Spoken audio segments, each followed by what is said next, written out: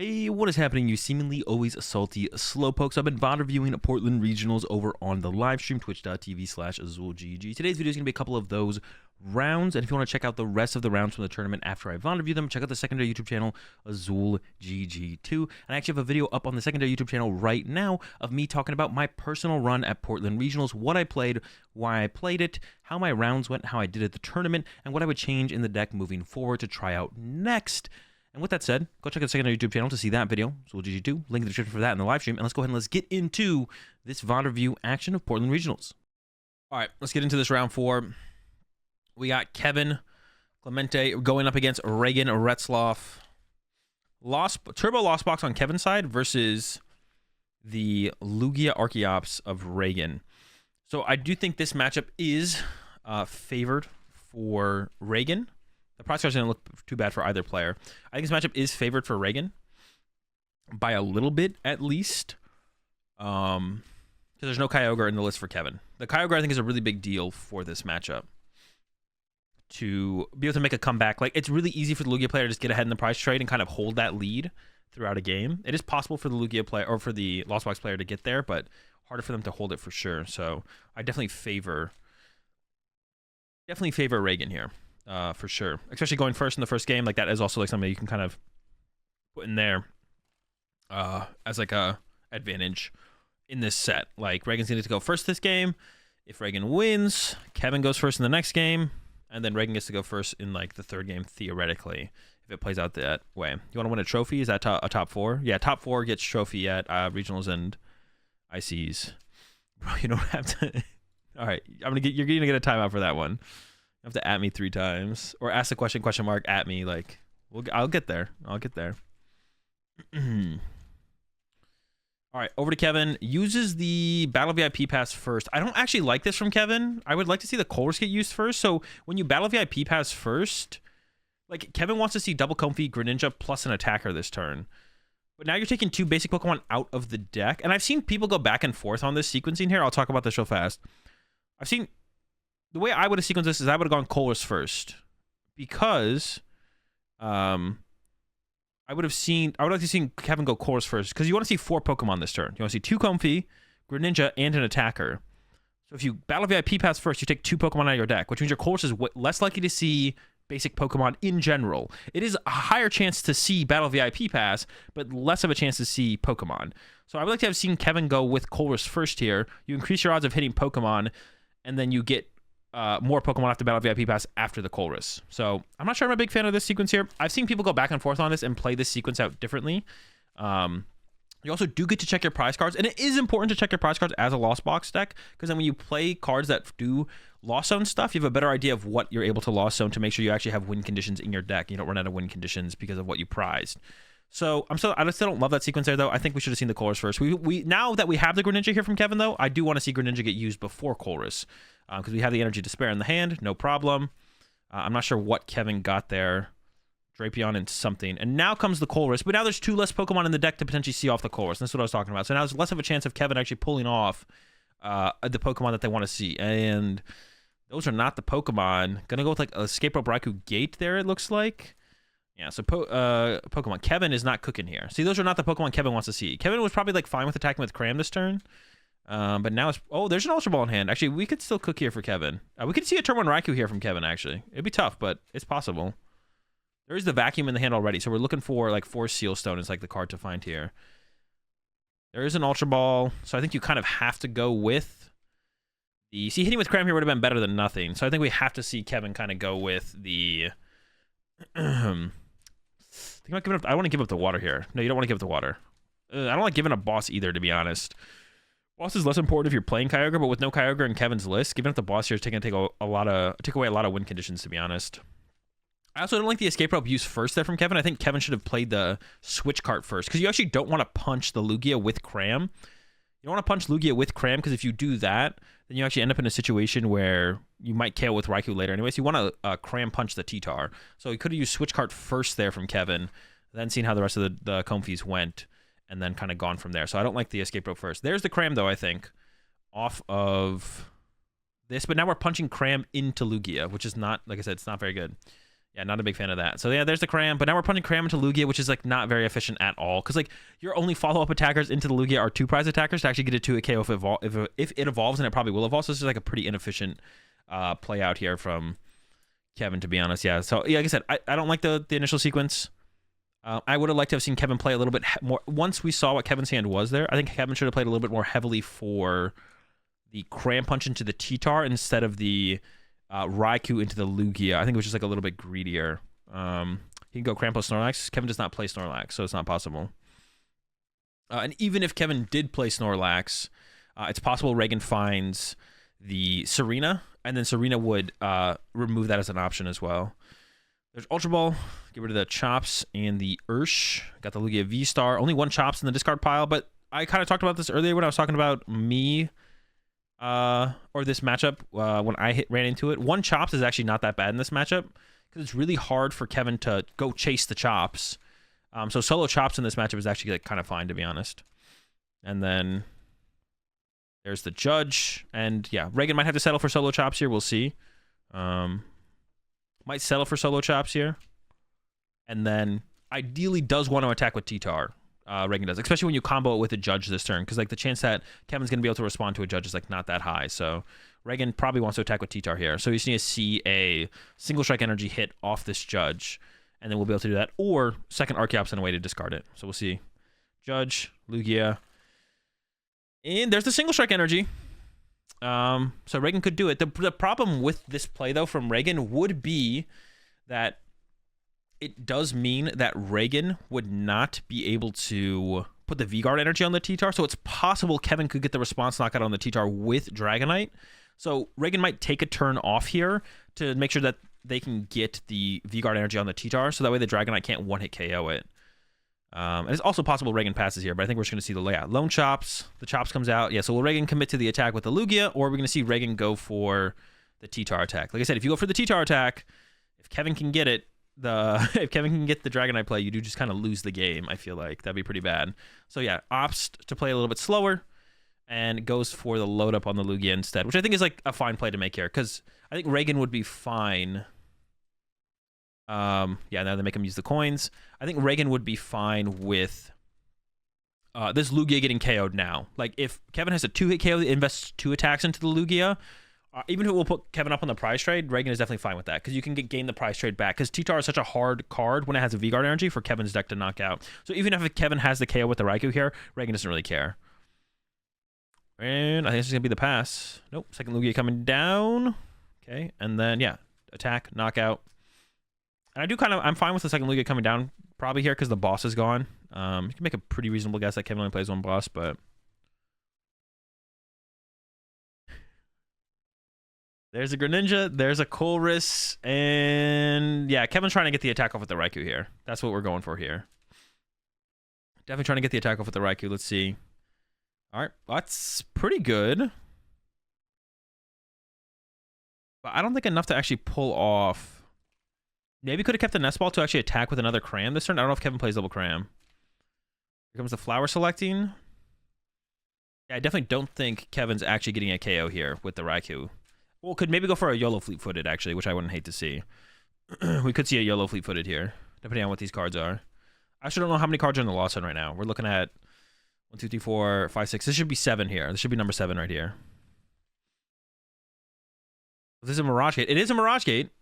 So we could see the YOLO Raikou here. You could see Mirage Gate to the Comfy plus the Raikou, and then retreat, and then nope, but it goes to the pass. I actually think Kevin should YOLO Raikou here. I think because Kevin could have, right? I think Kevin could have, and depending on the prize cards, I guess. I don't remember what the prize cards are. I can take a look. I can scrub through this real fast and figure out. I think I just saw them pop up. Yeah, 2 water in the prize cards. If I was Kevin, I would probably YOLO it. If I was Kevin, I think I would YOLO it here. I think if I was Kevin here, I would go bench Raikou, Mirage Gate to the active, plus the Raikou, get the lightning on the Raikou, 1 energy on the active, retreat to Raikou, play the energy recycler, put all the energy back in the deck, and then fleet-foot it into an energy, or try and fleet-foot into an energy and knock out the active. Because falling back down 2 prize cards here, at this point, Kevin has to use 2 prize Pokemon to win the game, and then you're just gonna always lose the prize trade. You're always just gonna lose. So I actually think Kevin should have just gone for the YOLO Raikou there, and if you whiff it, just concede and go to the next game, and you're fine. Not that big of a deal. Get to go second in the next game, and you're chilling. But now that we go over to Reagan here, Reagan gets another turn to like play the game, and Reagan has another judge in hand as well. So this is looking pretty bad for Kevin here. I don't think we're walking away with the dub here from this one. And you may as well judge here, I think, as Reagan from Reagan as well. I think you would judge here. Yep, just opens up with the judge. Boom. Just drop the hand from Kevin again. And it's looking really bad. This one's like basically already over, I think. But yeah, I think Kevin should have gone for the YOLO there. Because there was a Mirage Gate. I think Kevin could have done it. So, like I said, bench the Raikou, gate to the Comfy and the Raikou. For some reason that felt weird. Gate to the Raikou and the Comfy, retreat the Comfy to the Raikou, energy, retrieval, recycler, and then fleet-footed, hope to draw into an energy. But now we're in a pretty bad spot here for Kevin. And we might see the concede pretty soon here, actually, to be honest. I think we have 7 in the loss zone, right? Oh, it says up there on the top right, yeah. I wasn't sure. What was that arrow? Wait, what arrow? What do you think about Roxanne and Lugia? I think it's okay. It's not great, though. You don't have any great ways to really find it as a Lugia player towards the late game. I mean, your bench is kind of full. You do have Luminion, but even then, like, it's hard to find Luminion sometimes as well. I think it's, like, okay. The thing is, it's, like, it's really bad in a lot of situations, a lot of matchups. Yeah, Kevin just scoops here. Had the T-Tar attack. I actually didn't even think about using T-Tar this turn, but yeah, T-Tar with the V-Guard energy this turn should put it, like, completely out of range. You def drew an arrow somehow? Wait, I drew an arrow? How did I? What do you mean I drew an arrow? On the screen? The commentator's gonna draw on the stream now? Oh, really? I didn't even see this arrow. Wait, where was this arrow? Now I want to see this arrow. Hold up. When did it happen? When did the arrow happen? Are they like Weatherman now? Dude, I gotta see this arrow now. I want to see this arrow. When did it happen? When did the arrow happen? Oh, I see it. What are they pointing at? What is this arrow here pointing at? It's like, as you can see, there's a ring on Mello's finger. Could predict that he's married. That probably means that Mello does not have as much time to test and play the Pokemon TCG, so is at a slight disadvantage because of that. And that's why all the best players in the world aren't married. Because that's a lot of a commitment. We're talking about needing to draw that. Yeah, I know. I'm just messing around.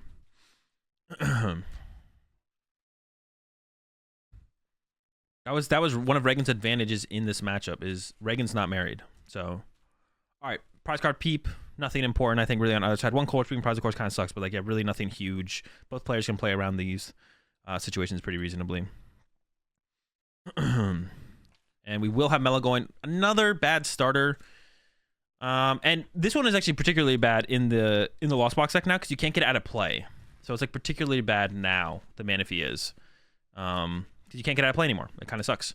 You see the Ninja and the Comfy coming out. And there really is 5 good starters in the Lost Box deck. Obviously, the Comfy is optimal, but also opening Greninja is like not bad. Opening Greninja is actually pretty solid as well. So that's like another Pokemon that is like really reasonable to open in this game, in this matchup, or any matchup, is opening Greninja itself. Opening Greninja itself is like really, really strong as well. So, so yeah, another bad starter here from Mello. Worse than the last one. Wait, what did Mello open in the last game? I don't even remember. It wasn't great, though. Wait, no, did Mello open the Comfy in the last one? I don't remember. Whatever. Double beat up Battle VIP pass here for Mello. Now, one thing I want to see Mello do here, off of this Battle VIP pass, it looks like Mello's going for double Comfy. Triple Comfy and play alongside a Manaphy does not sound great, to be honest. But I do want to see Mello bench the Dragonite. That's actually what I want to see. I want to see Mello bench Dragonite here, I think. Is going for the Raikou, though. See, Raikou's a little bit more sketch, because it's a little bit easier to respond to a Raikou than it is a Dragonite. I don't know. Also, the Dragonite theoretically could change. Like, if Reagan mentions the T-Tar, maybe you can escape rope up the T-Tar. These arrows placements are really bad. Attach retreat. Here comes a Comfy use. I don't hate the Raikou grab, to be honest. You do want to put one of the V's in play. So if you do want to put one of the V's in play, though. So that way, if you do get judged on the next turn, you have a target for Forest Seal Stone. So that way, if you draw to Forest Seal Stone, that becomes a Colress. You're cooking. You go from there. Really good top deck there from Reagan. Got the Archeops. So going to be able to maybe see double chops into the discard pile off the rip here, because it does have the Capturing Aroma, everyone's favorite card. What do we get? Got the heads. Yeah. Feeling pretty good for Reagan. Then double chops off the Ultra Ball to the discard pile. You don't see this as much anymore with this deck after the rotation, but it's still possible. Double chops turn 1 is a thing. Is Raikou a good starter in this matchup? I would say no. I'm gonna say Raikou's not a good starter in this matchup because you don't always use it to like match up against Lugia early, which gives your opponent a possibility to boss KO it before you would want to use it. So I'm gonna say no. Raikou's not a great starter in this matchup. I think Dragonite's a little bit better because then the Dragonite can only be KO'd by T-Tar. That's like a big difference. Is Lugia can KO Raikou, but it can't KO Dragonite.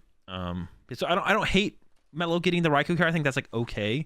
Especially because you know the Lugia is probably not moving next turn, so you can like get that first 2 prize trade off. The problem is, and then T-Tar comes in and punches your Raikou, and then you just can't respond to the T-Tar with Dragonite. So you have to like find something else to do for a turn. So usually like Lugia can kind of just win the trade. I feel like Lugia almost wins the trade every time in this matchup.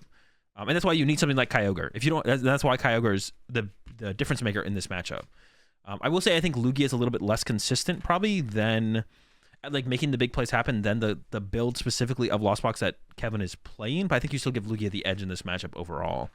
And we see a really good hand here still from Reagan. It's got Serena and it's got T-Tar, so I think you're just throwing both of those in play here as Reagan to have options around Escape Rope, I would say would be worth it. But we'll see what Reagan chooses to do here. It's definitely going with Read the Wind, it looks like. But might not bench Serena or T-Tar. You know your hand's not getting disrupted here as Reagan as well, so... Oh, wait, actually, does this prevent... Is the V-Guard energy on a lone active Lugia? Actually, hold up. If Reagan had went V-Guard Lugia V, not bench second Lugia V, could the Raikou have even KO'd? I don't think so, right? So let's see. If Melo has a full bench, we're looking at 120, 240, 250. Yeah, if Reagan had just went V-Guard active pass, or V-Guard active read the win the other Lugia V away, Reagan's Lugia V can't be KO'd. Right? There's no way for it to get KO'd. So I think it's a mistake from Reagan, actually. You shouldn't bench Serena. You shouldn't bench the other Lugia V. You should go V-Guard active, read the wind away the other Lugia V, and just hold the whole hand. But as soon as Reagan benches the second Lugia V, Dragonite KOs it? Oh, Dragonite still KOs. Okay, I'm wrong then. Yeah, Dragonite does still KO, so you should commit the full bench. Yeah, my bad. And I guess the question is whether or not you read the win here. But I don't think you read the win. With the hand that you have here as Reagan, I don't think you read the win, which means you should hold the V-Guard energy as Reagan as well. I don't like putting the V-Guard energy in play. Attaching it to the Tyranitar is different. Oh, we're going to win the way a boss. I thought Reagan was about to play the boss. Okay, that's fine then. That's fine.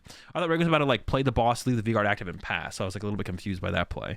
But no, this makes sense then. Read the win away the boss. Although the boss, I don't actually hate the boss on like the Manaphy or the Greninja. Probably the Manaphy makes the most sense. Like boss on Manaphy there's pretty chill. But then you don't get to read the wind. Read the wind's pretty good here, so you probably want to read the wind.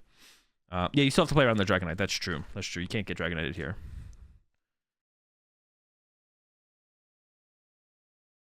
Yeah, definitely need to do that. So Melo's play here is knockout with Raikou, if they can get there. They do have the 4 Seal Stone, so it's looking pretty good so far. Yeah, get the KO, and then hope Reagan doesn't have that too good of a follow-up. Is going to be the play here from Melo. 4 Seal Stone, boom. Has Vacuum in hand as well, so should pretty cleanly have the knockout here. I guess still needs a gate, to be honest. I guess Melo could whiff the gate. And once again, that might go into like another like YOLO situation where like the fleet-footed has to like get Melo out of this. I think Melo might need a switch card as well, to be honest, which means I don't like the retreat from Comfy to Comfy until Melo found a switch card. So I think Melo maybe should have 4 Seal Stone for Colress before the second Comfy, and then maybe not even retreat to the second Comfy, to be honest, because you don't actually need to out of this hand. You just need a Mirage Gate, and then you could have retreated. So if there's... Yeah, so that might be a mistake there from Melo. But does see the switch cart. But I don't think sees a Mirage Gate at all. Yep, nope. No Mirage Gate for Melo. So, keeps a Nest Ball. Could punch this turn still. So I think that's what we're going to see then, right? It's just a punch with a Cram here from Melo, which is super mid. Oh no, going for another Comfy. We're not done yet, actually. Hold up. Another Comfy. We're still digging for that Mirage Gate. But now it doesn't have double... It only has 1 switch card, though. So Melo can't, like, switch into this Comfy and switch out of this Comfy, I don't think. Can switch into it. It has already retreated, so can't switch in, switch out. So maybe should have taken the... Ooh, that's actually weird. Yeah, I think Melo's realizing they don't really have a play. But using an extra Comfy here is like, okay, I guess. I guess you could Comfy into the switch card and then fleet-footed into the Mirage Gate. Get rid of a Comfy, has the switch card. I'd just go for it, to be honest. I think you just go for it here. Nah, maybe. Yeah, Melo's going for it. I'm fine with this, to be honest. Here we go. Mirage Gate. Yeah, I actually don't hate this for Melo because, once again, this matchup is really tough. And if you're just kind of always responding to your opponent instead of being the aggressor, I feel like stuff starts to slip away from you pretty fast. I don't hate that from Melo there. There we go. There's the Lost Vacuum. So if you get judged next turn, you still have your Lost Zone pretty built up. And Melo's going to pass and pray that Reagan doesn't have a Lugia V-Star. But unfortunately for Melo, Reagan has a Lugia V-Star. And this is pretty much game here. The Raikou's going to be gone. So next turn, Melo's going to have to pull together a Raikou knockout on the Lugia. And then even if Kevin does that, then Reagan just responds with T-Tar, knock out the second Raikou. And then Kevin can't one-hit KO the T-Tar anymore because it'll have a V-Guard energy with the Dragonite. And then the T-Tar attacks. And then even if you 2-hit KO the T-Tar, then Reagan just wins with an attack with basically anything at this point. So the game basically is over at this point on Kevin's side. Once again, this is why, I'm not saying you have to play the Kyogre, but this is why the Kyogre is such a big deal in this matchup. Because you don't have to match them on the prize trade pace that Lugia kind of sets you on. You just can kind of dirtle around, draw a couple prize cards, 2 to 4, and then you clean up with the Kyogre to win the game at the end. So that's why the Kyogre is like super important in this matchup. Because you're not forced into these kind of plays where you have to like fleet-footed and hope to hit a Mirage Gate. You can just kind of chill, get some damage in play. If you get big early KOs, that's cool. If you don't, it's not the end of the world. You can kind of regain from there. But yeah, without the Kyogre, Lost Box is really tough into Lugia. I actually think Sablezard has like a better matchup than like Turbo Lost Box up against Lugia because your Charizard's only worth a 1 prize card, which is like it's your big hitter is only worth a single prize card, which is like a pretty big deal. Yeah, but without that trade-off, that's why Snorlax is actually like a big deal in this matchup. Can be a big deal in this matchup as well. That's why Snorlax can be a big deal in this matchup as well because it can hit really hard but only gives up a 1 prize Pokemon. So instead of having to rush into like 1-hit KO back and forth, you can take it a little bit slower. Even something like Zamazenta is super good, but Zamazenta is like I'm not sure I like Zamazenta in the current meta, but couldn't Mel have attached twice to Raikou instead of attaching to Retreat Manaphy? That's actually, I missed that, Lee. Actually, I think you're right. That was definitely a better play. Melo definitely should have attached to the Raikou turn 1. I think you're 100% correct. That is a tough one, to be honest. But then you still need to be able to move that, and then that's a tough one. I'd actually have to go back and watch that leap. But that is something that's a good point. That's something Melo could have attached to Raikou, and instead of retreating to the Comfey, he had Beach Court and Lightning in hand.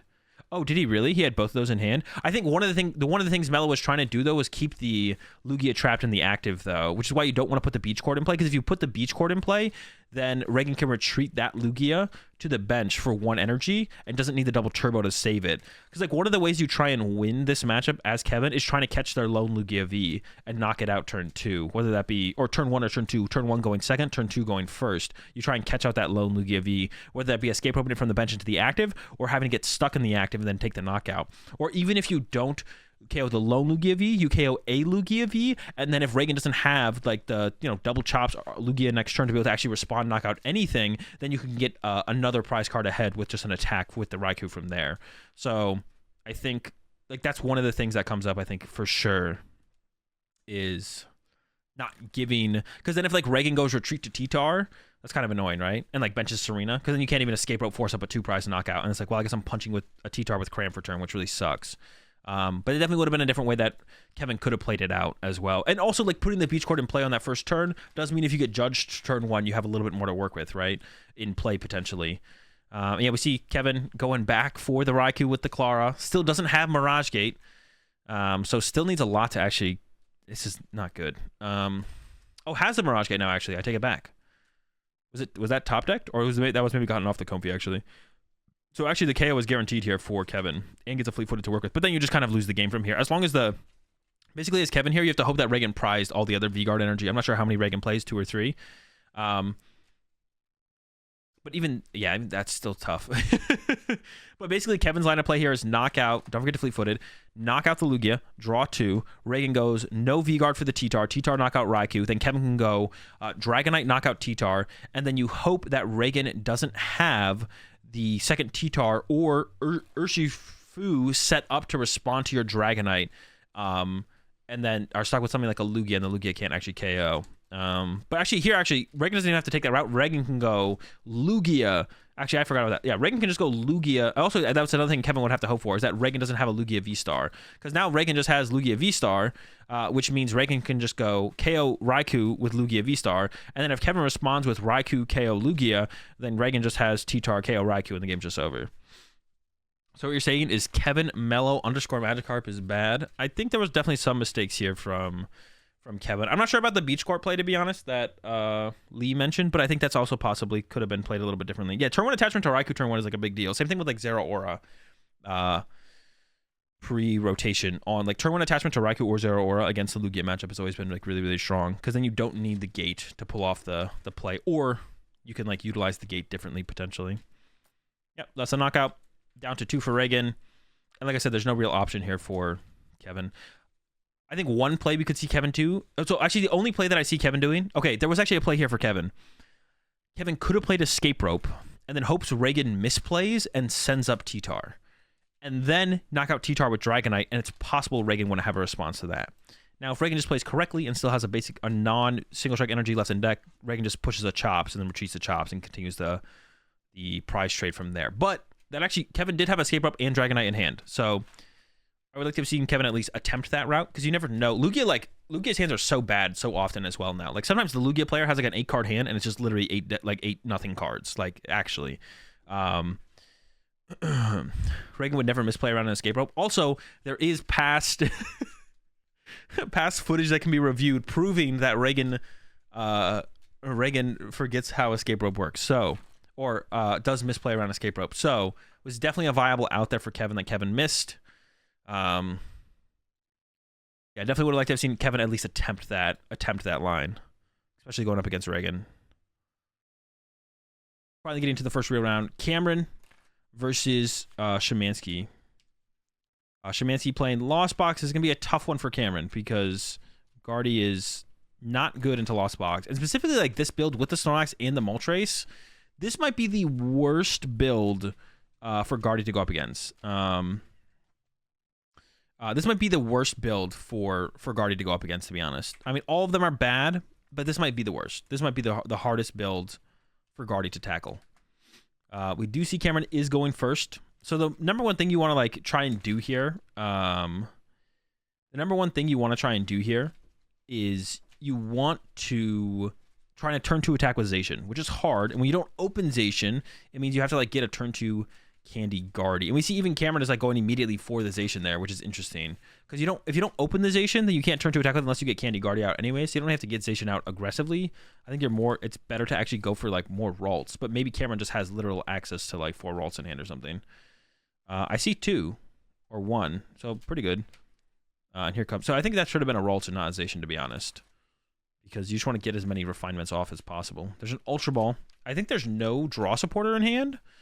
Goes with the Fog Crystal, though. Does have 1 refinement in hand, but I almost would have liked to have seen a Greninja grab here just to get more cards. And once again, I think that Zacian should be a Ralts here, because if you have to get turn 2 Guardy anyways to get off a attack, then the one thing nice about the Zacian, though, but no, but if you get Greninja, it'd be like the same thing. See, like this setup here. No. I guess I you know what? I'm wrong on that, because Alex is going to take a knockout this turn. This is actually fine. I actually take it back, because yeah, Alex is probably going to take a knockout with Cram this turn, which will mean you can push Zacian and attack with Zacian. So actually I retract my previous statement. Or if Alex plays Escape Rope as Cameron here, you could push the Zacian to let it take a hit, which you probably would do, to be honest. So actually I take it back. I take it all back here.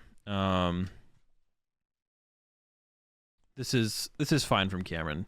In my head I was like, Alex, like you're just going to stuck with your Mew and you're active anyways, but you want to attack turn 2, but Alex is probably going to knock you out next turn. And if Alex doesn't knock you out next turn, that means you get to keep your Mew, which means your chance of getting off Candy Guardy next turn is like a little bit higher, so should work out fine. So Comfy here from Alex, double Comfy in play off the Fog Crystal, and then is going to just be looking for an attack with Cram on this first turn. And then I'd just be curious to see what Cameron sends up if an Escape Rope goes down. I think probably sending up the Zacian is correct here, because losing a Ralt and not getting another refinement setup doesn't feel great. That is a really good draw here from Alex. Switch card, Energy, and Cram. So definitely attacking this turn for Alex. We see the Nest Ball coming down. Probably just going to grab, I would guess, second Cram or third Sable. Oh, we don't have Greninja yet. Never mind. It's always getting Greninja here. Is it better for Alex to not take a KO here? That's a good question. The thing is that Cameron could just have Candy Guardy next turn, right? So I think you always take the KO here. And I would actually want to see Alex probably play an Escape Rope here and just leave the Mew in play to be picked off later by Sableye, because you don't really care about Candy Guardy happening in this situation as Alex, because the Zation with the energies are online. So as Alex here, I think you want to either KO Ralts, or like we see Cameron goes with the Zation setup, which I said I think the Zation setup is correct here. Escape Rope versus Level Ball here for Alex. Probably want the Escape Rope. More switch cards is usually good. But Alex isn't sure. Yeah, I definitely like the Escape Rope keep here. Yeah. We see the Ditch on the Level Ball. And yeah, Cram hit coming up with an Attached Retreat, I believe, off the active. Yep, Cram up. And I would like to see the Sableye benched here from Alex as well. Actually, I don't like that from Alex to not. Like, you have 2 bench spaces to work for here as Alex. Like, that's a lot of bench space to work with. So I'd like to see Alex bench the Sableye here. Because if Cameron just has Judge next turn, it's just like one card you'd rather have him play than being in your deck. You're not attacking with Sableye next turn as Alex, but the turn after that you probably are. You do still kind of want to leave bench space open for Snorlax. But theoretically, your Cram's getting knocked out next turn, which means you'll still have 2 bench spaces to work with. And even if Alex benches Snorlax next turn and has Sableye in play, and you're bench locked, your opponent can take a knockout on their last turn. You can just attack with Cram again. So I don't like the non-Sableye bench here. Now, it is unlikely Cameron actually has Judge on the next turn, but if they do, kind of be annoying if you keep the Sableye around. And then what if that Sableye goes back to the deck, and the first Comfey use from Alex next turn is Comfey Colress? You're like, well, now I have to take the Colress, have to lose, or Sableye Colress, I'm sorry. Now you have to lose it, and then that would kind of suck. So Refinement's coming out here from Cameron. So Cameron's hand actually is pretty solid. I would almost just use the Worker here as Cameron, because holding this hand here is pretty good because you have the Gardevoir EX. Discards the Worker, though. I definitely don't. Oh, no, played the Worker. Did play the Worker. Okay. I thought it was a discard of the Worker. No, plays the Worker. I like that. Another Ralts down. Should use the other Refinement before benching the Ralts. Not a big deal. Probably Refinement away one of the energies. Keeping the Ultra Ball makes sense. Keeping the Guardian makes sense. The boss actually plays the Ultra Ball. What? So gonna go get... Okay, this is okay, I guess. We're gonna go get the Greninja. No, but the problem with this, actually, I do not like this. What are we... Oh, goes to get Manaphy. But we could have done that after we used for Refinement. Okay, we definitely need Manaphy. Good call from Cameron. I forgot about that. But why didn't we Refinement first? That doesn't make any sense to me. Because now the hand from Cameron is a Guardy EX and an Energy, and now you're not going to Refinement away. This is a bad sequence here from Cameron. Cameron 100% should have used Refinement first. At first I was like, Greninja, this. I forgot about Manaphy. Manaphy's a great grab from Cameron. We love it. But now you just didn't Refinement. You went -1 for Refinement for literally no reason. And also you could have drawn into the Manaphy off the Refinement or a Level Ball, which is more efficient than using the Ultra Ball for the Manaphy. And then the Ultra Ball next turn could become Shiny Arcana instead, or another Curlia. So this is a really inefficient turn here from Cameron. Cameron definitely should have Refinemented away one of these first, then seeing what those next 2 cards are. I'm not trolling, right? They missed a Refinement there. So definitely should use Refinement first there from Cameron before playing the Ultra Ball. Then we maybe play the Ultra Ball, maybe we don't. All right, over to Alex. All Alex has to do here is punch with Cram, and then next turn start up the Sableye Massacre. So once again, the Sableye should have been benched. Not a big deal. Alex has not found a Colress or a Cram so far, but did just draw into a Clara. So I think we are going to see Clara, unfortunately, on this turn for Alex. Doesn't want to do it. And I do like the energy grabs. So you could even bench. This is an interesting play. So this is where this deck is kind of cool. Like you could bench the Moltres right now to get it in play around Judge. Now, it's not important to get it out this early. Once again, now on this turn, I'm not as like sold on Alex benching the Sableye, but you do know Cameron would want to Judge next turn if they could. So I kind of want to see Alex bench the Sableye once again. Like, this would hurt. And you did just see Cameron discard the boss as well. Cameron did also just discard the boss. Yeah, I don't like the not Sableye bench here from Alex. You should definitely bench Sableye here. Even benching the Moltres down with 2 energy, to be honest, it sounds really good if your opponent judges you. You just saw them discard their boss. If you're getting judged next turn, Sableye in play, Moltres in play, ready to go. Like, that sounds really good. The Moltres you maybe want to wait on, but I think the Sableye should definitely be hitting the bench right here, to be honest. I don't like the Sableye holds here from Alex. Just get it in play. That's what I kind of found myself play around Cresselia. Okay, that's fair. It does play around, and maybe that is the smart play to do. It does play around Cresselia. That's true. I forgot about Cresselia. Okay, no, you're probably right. Play around Cresselia is probably the play. It's just getting judged here feels so bad then. If you get judged here, that feels really, really bad. You know they want to judge you. Yeah, you know they only have one judge. They have more outs to the Cresselia than the judge. Okay, you actually might be right. Yeah, I forgot about the Cresselia play as well. I'm trying my best, but I am forgetting about the... All right, I like it then. I actually like holding the Sableye. It does suck if you get judged here, though. So Mew first from Cameron is interesting. In this scenario, you probably do want to do it first, though, because you are trying to find some kind of draw supporter, which Mew can't find, but you want your refinements to be able to find. So yeah, all right, that does make sense. Okay, so Battle VIP pass grab, and now you're just going to discard it with Refinement, and you're going to look for... You have the Guard EX in hand, so all you actually do need to find is the Cresselia, if they play it. And of course, it's not all... And Alex doesn't know if they play it or don't play it, so you do want to play around it, I guess. That's fair. I guess you do want to play around Cresselia. Cresselia would be kind of annoying here. If you bench the Sableye, and then your opponent just knocks it out, that wouldn't be great. So far, we're seeing a lot of whiffing happening here from Cameron. Double level ball just to get one Curly. I definitely shouldn't have played both level balls at once. You should have played one at a time. Now, whether or not Cameron thought there was 2 targets in there or not, because theoretically that level ball could be a target for the Refinement here if there's not a better target. And there's not that many targets in the hand, to be honest. Oh, wait. No, never mind. I take it back. Oh, no, it still could have been. But no, okay, it ends up being fine, actually. I take it back. Is that a Pidgeot? Is that a Pidgeot in their hand? We still have Shiny Arcana. Okay, can't evolve that one. Can evolve the other 2.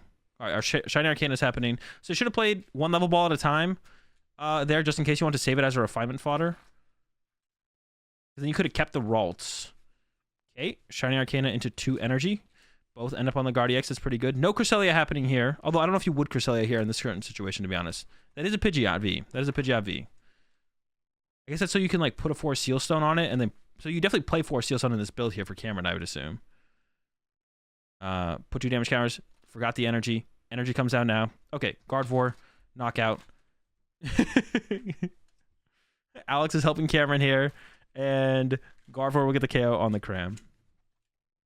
Yeah, I guess you do want to play around. I'm still like thinking about the whether or not you want to play around Cresselia as Alex. I guess you probably do want to play around it. It just sucks if you got judged this turn. That would just really suck. How much more you'd have to find if you do get judged. And you have no attacker set up in play as Alex.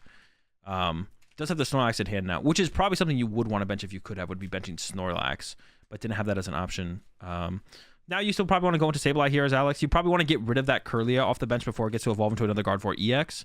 Even though you do have the Moltres to be able to 1-hit KO them, you probably want to stop it. Is that slow playing from Alex for keeping the board state correct? Some could perceive it that way, yes. All right, Nest Ball coming down from Alex. Now you probably just want to go ahead. If you're gonna get to 10 this turn, you probably just want to grab second.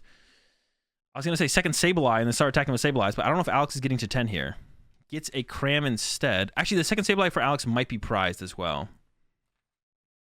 Once again, the first one has to hit the bench. This is actually where, okay, there we go. Finds Chorus. I think finds 2 Chorus. So Chorus is coming down.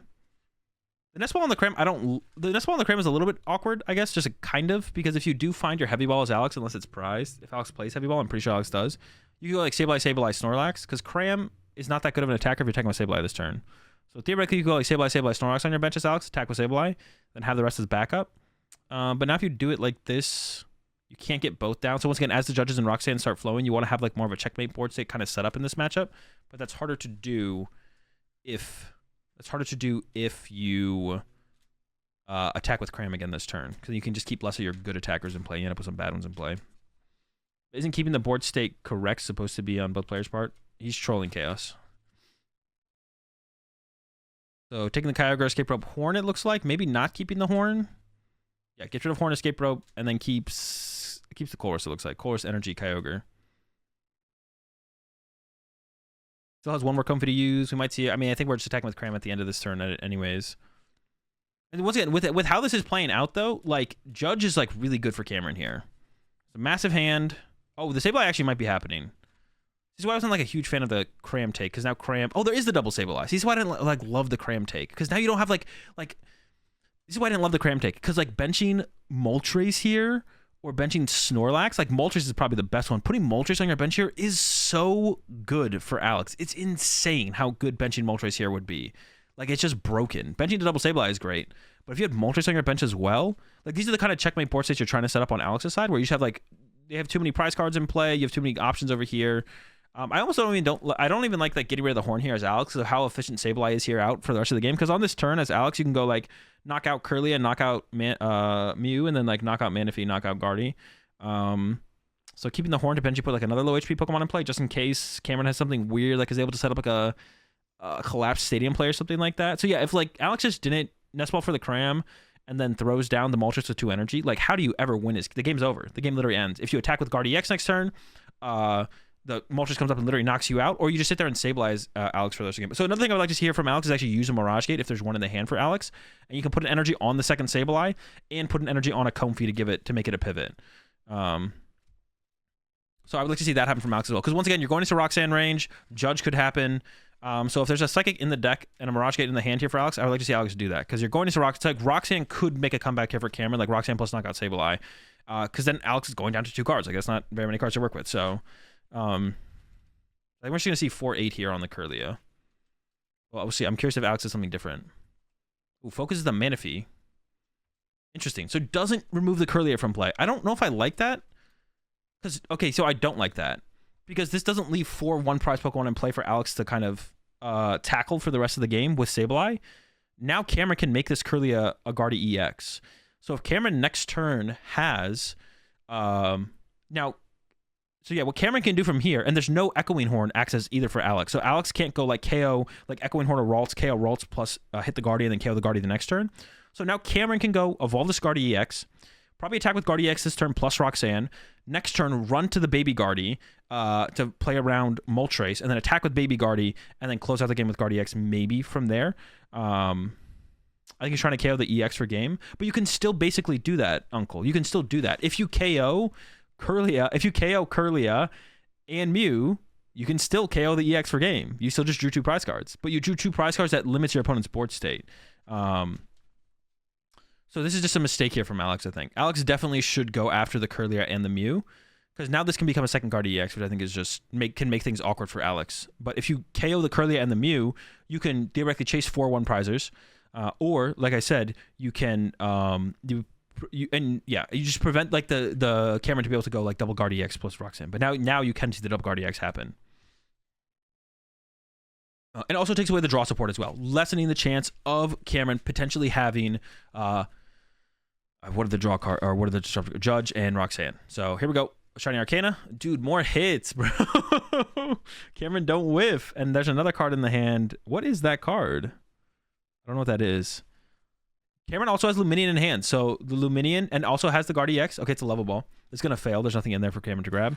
Cameron has got the Guardy EX in hand. Could attack with Cresselia. Attacking with Cresselia this turn is not great. You don't want to attack with Cresselia. Actually, no, attacking with Cresselia this turn is not great because you still have 2 one-prizes in play. Here's a Refinement. You're looking to draw into the Roxanne and save your Luminion potentially. Now, there is also like an argument here for going with Judge over Roxanne. So you could just Roxanne this turn, but then you still need to draw 4 prize cards as Cameron. So you need to Roxanne more. You're like Alex will rebuild a hand eventually. So theoretically, you need to like Roxanne more. Actually, the Roxanne might be... No, I think I saw it in there. I think the Roxanne's in there for Cameron. But I think Cameron, if there was the Judge and the Roxanne in there, if Cameron even plays Judge, a lot of people I don't think play Judge anymore. I don't like the bench of the Cresselia here, because once again, this opens up Alex to kind of KO 2 one-prizers. It's a little bit awkward for Cameron to ever... Or for Alex to ever KO the Baby Guardy, because it has 120 HP, or 140 HP, excuse me.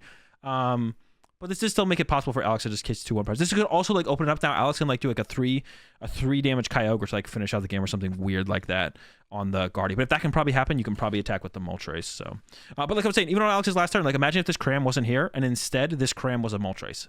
How do you ever win as Cameron? Actually, imagine this Cram was a Moltres and Alex had played the Recycler and the Gate in hand, and this other bench Sableye had an energy and a Comfey had an energy, so it could pivot off the next turn. How do you ever win as Cameron? Like, I'm pretty sure Alex could have just checkmated Cameron on their last turn if they just didn't bench the Cram. I think benching the Cram was definitely a mistake from Alex, and they could have literally had a checkmate board state already set up.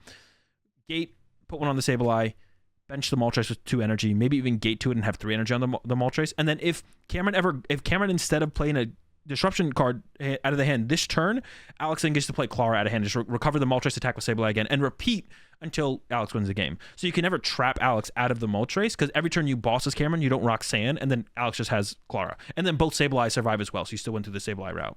Which is another reason I didn't love the Echoing Horn in the discard pile, because I don't think you need Kyogre in this match. I would have rather seen probably the Kyogre hit the discard pile.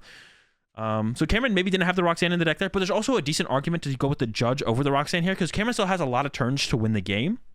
So theoretically for Cameron, it makes more sense to Judge this turn and then hope that the Judge sticks for a turn. And then you go into Roxanne like 2 turns in a row after that, like Roxanne, Palpad, Roxanne. But if you Roxanne now, you only have 1 more Roxanne plus 1 Judge left as hand disruption, and that's weaker than like double Roxanne towards the end of the game. So I don't hate the Judge this turn and then trying to follow up with the double Roxanne. But yeah, like once again, I think Alex could have had a way better, more powerful board state here. And could have just like checkmate the whole game. And also like I think it was improper KOs from Alex as well. Should have KO'd the Curly and the Mew, not the Mew and the Manaphy. I think Alex was trying to have the option of Greninja, but this late in the game, the option of Greninja, or the option of the Greninja or the option of the Kyogre. But when you're so far ahead, the option of the Kyogre just doesn't matter, especially when you have the Moltres. It's like the same thing. And the option of the Greninja definitely doesn't matter. So I think Alex was trying to open the possibility of the Kyogre on the next turn, but you have to assume you're getting hand disrupted there. This setup from Cameron is a little bit awkward. It shouldn't really matter too much because it would be so hard for Alex to chase the Psychic Guardia, I guess. It would be really hard for Alex to ever chase the Guardia here. So like this next attack from Alex is probably just going to be like KO the Cresselia or something like that. Roxanne's the top left. Oh, so Roxanne is prize. Okay. And here we go. Heal him up. 8. Knockout. All right, Comfy up from Alex and we'll see what the hand looks like. Energy, Nest Ball. Oh, this hand sucks for Alex. This hand is not very good. You could see the Nest Ball here.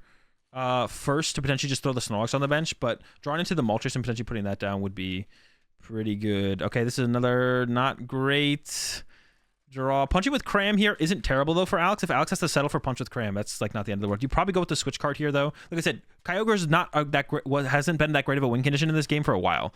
Like Alex shouldn't tunnel vision on Kyogre here, that's for sure. But maybe should have Nest Balled for Snorlax or the that's fine. You just go with the Pokegear here once again. Like all you need is Sableye Energy. If you get Sableye Energy, you probably just win this game. So I think just going for the Pokegear here. If you get a Colress, that's fine. If you get a Clara, that's fine. Punching with Cram this turn, also fine. Because then you could follow up, possibly goes for the Gate though. So I think wants to guarantee the attack with Sableye this turn. That's what Alex is going for here. So this guarantees the attack with Sableye. But like I said, punching with Cram here is not that bad. If you punch with Cram here into this Cresselia and take the Pokegear instead, you could next turn go Sableye, KO the Cresselia, set up the Guardia on the bench, plus even the Luminion as well. And then there's 2 things that could be KO'd on a following turn by another Sableye. So if the Pokegear just hits a Clara, that's like completely reasonable and just fine. And attacking with Cram this turn, because the Cresselia would heal again and KO your Sableye, but then on the next turn you could go Clara, cover both Sableyes attached. But you would need a way to pivot, which I guess could be a little bit annoying.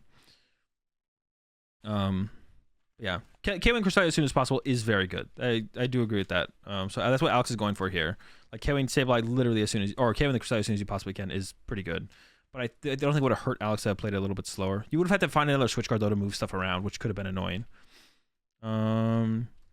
Attached to Greninja. That's an interesting attachment. I assume, yeah, so 12 to the active. Why would we attach a Greninja here? I feel like setting up a pivot on a Comfy is better than this from Alex. Yeah, I don't love the attach to the Greninja. I don't know. Yeah, I don't know where this is going. Attach on Comfy seems like always better. It does create a pivot, but why don't you create a pivot on a card that is, it lets you see cards, it has to go to the active to see cards. That's an interesting choice there from Alex. Not sure I like that one. Yeah, it does create a pivot, but I don't think attacking with Greninja does a whole ton on a following turn. Attack with Greninja into attack with Sableye is something. I guess there is something there. Attack with Greninja into attack with Sableye, because you could attack with Greninja next turn and set up like 2... because the Echoing Horn's gone. If the Echoing Horn wasn't gone, this would make a little bit more sense. Yeah, maybe Alex forgot about the Echoing Horn. Maybe Alex forgot that they lost their Echoing Horn. There's the Pidgeot here from Cameron to maybe play around Escape Rope. I don't think it really does a whole ton. It does thin out of the deck, which is something, I guess. Not many cards left in the deck here for Cameron, but there's the Palpad left in the deck here, I'm pretty sure, for Cameron. There is not. I'd almost like to see the research maybe just get thrown down here. Yeah, like the chance that you like... Yeah, because you can't like draw into the Palpad and then draw into the Judge again. That's your goal here though, as Cameron, is to have access to hand disruption. So Cameron here is looking for the Palpad. I'm pretty sure I saw it in the deck. Also had Greninja in hand there. You probably don't want to bench that. Ooh, does whiff the Palpad. That's unfortunate. That's actually super unfortunate for Cameron. Maybe could have played the... No, now we're going to see the Ultra Ball and the 2 Battle VIP passes. Just thin them out. I'm pretty sure the Palpad's in the deck. It is. That's pretty unfortunate. Ooh, and the Penny, actually. The Penny could be big as well to potentially remove a liability from the board. I think the Collapsed Stadium is in there as well. So that's a lot of potential to remove. And there's the knockout. Comfy Pusher from Alex. Energy Recycler in hand. There's a Heavy Ball. I don't think there's anything prized. I believe the Snorlax is out. It is. Has a Nest Ball in hand as well. Here we're going to start with the Greninja.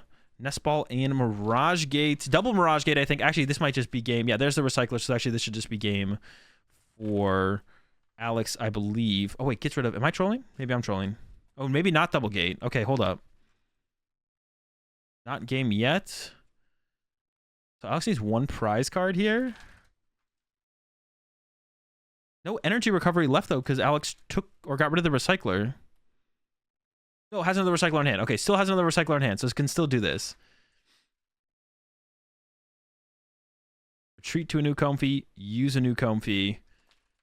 Doesn't want to put the Moltres in play quite yet, but does have it for next turn. Okay, so Alex still wins next turn with the Moltres, still building up a little bit of the hand. Has the Greninja as a pivot to work with potentially, even if the stadium gets bumped. So can set up that and think can win the game the turn after. I appreciate the 61-month resub there, Dougie. Benching Kyogre. And I think Kyogre's really good to bench here because it is a possible win condition probably. And then it also is kind of a bait. Like, if your opponent sees you bench Kyogre, you're like, dude, I got to deal with this thing. What if they have the play? So Kyogre's a great bait in these kind of situations. I have beaten a couple opponents when I probably shouldn't have because I've just benched Kyogre and then they've KO'd that over something like a Sableye. And then I just win the prize trade on board because I get to attack with that Sableye plus 1 turn. So we're not going to probably have the hand disruption here from Cameron. And we even see Cameron using the Miriam. And Cameron is going to put back the Manaphy. And this is kind of a little bit of a bait because if the Manaphy goes back to the deck, then all of a sudden they bench Manaphy and now a Sableye wins the game for Alex. Like a Claw up for Sableye wins the game for Alex here. So yes, could be a little like that's what I'm saying. Like the Kyogre's like you should like count your. This is where it's very important to count your opponent's resources. How likely is it do they have the Kyogre play? What can they actually KO? And everything like that. So, and I think that is what's happening here from Alex. I think the Kyogre is definitely just like a bait here from Alex. I don't think Alex really planned to use Kyogre to win the game here. Collapse Stadium in hand. The Penny was in the deck, but we used Miriam, so the Penny's not a possibility. There's a Collapse Stadium coming down. Gets rid of the Kyogre, so you should see the Manaphy getting rid of here for Cameron. Because if you recover the Kyogre with a Clara, you can also recover a Sableye with a Clara, and Sableye can only KO Manaphy. So, as Cameron here, it never logically makes sense to discard anything besides the Manaphy. And you see how fast Alex discarded the... It's almost like that was the gotcha, though, on Cameron's side. It's like, okay, Alex made their play, and Alex was like, well, if you have Collapse Stadium here, I guess you call my bluff on the Kyogre, because I'm always getting rid of Kyogre here. And then Cameron's like, oh, wait, they discarded the Kyogre. All right, hold up. They just benched that last turn. I just played around it. But if you have Clara for Kyogre, you have Clara for Sableye, so keeping Manaphy here doesn't make sense. Okay, Cameron figures it out. All right, solved. That's funny. That's a super funny interaction that went down there.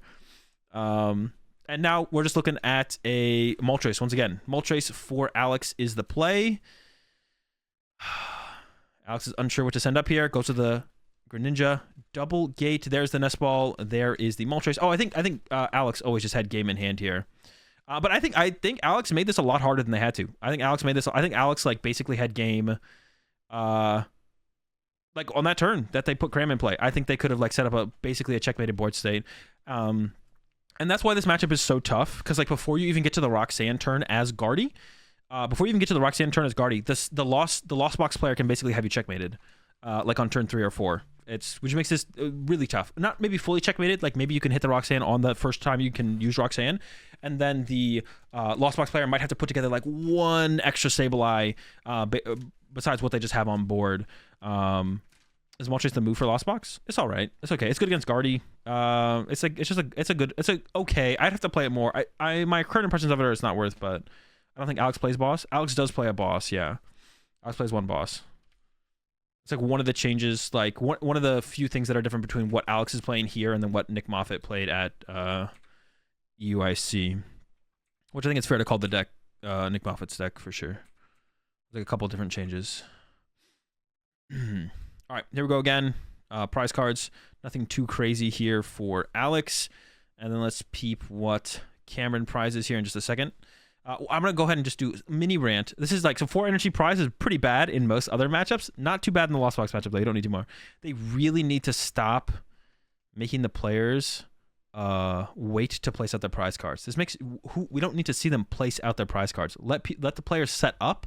Let the prize cam switch over, look at the prize cards before the game starts.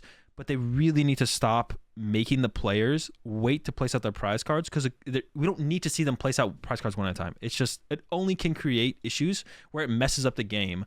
And on the production side of thing, their goal is to have a cool, entertaining show, but then you get problems that happen like with Rahul, where Rahul drew their mulligan before laying out their prize cards, because by not laying out your prize cards immediately after you look at your hand and see they have a basic Pokemon, throws off your tempo and your flow of the game, and you just like slow down. It's like, okay, well the next thing I do here is definitely just draw my mulligan. So you go to draw your mulligan, but now you haven't played out your prize card. So they really need to stop doing that. It's really cringe. No one needs to see each prize card go one at a time. Just like let the player set up, and then production will be like, okay, players, you can start the game after, and before they can tell the players that they can start the game, you know, the stream has already panned over to the prize cam. We see everything that's prized. Like first you're showing the casters, then you show what's prized, and then you go to the board state as the players start up the game. But you don't need to see the players lay out each prize card individually. It only creates problems. Is Zamazenta better than Moltres? I would say no. Moltres has like other cool ways that can get into play, and I think Dark type is probably a little bit better than Metal type. There's an argument for Zam though, because like in the mid game, Zam's hitting harder, right? So I don't know. I could see both. All right, pretty slow start here from Cameron. Does not have Zacian Energy. Zacian Energy is really important to have the immediate response in KOs.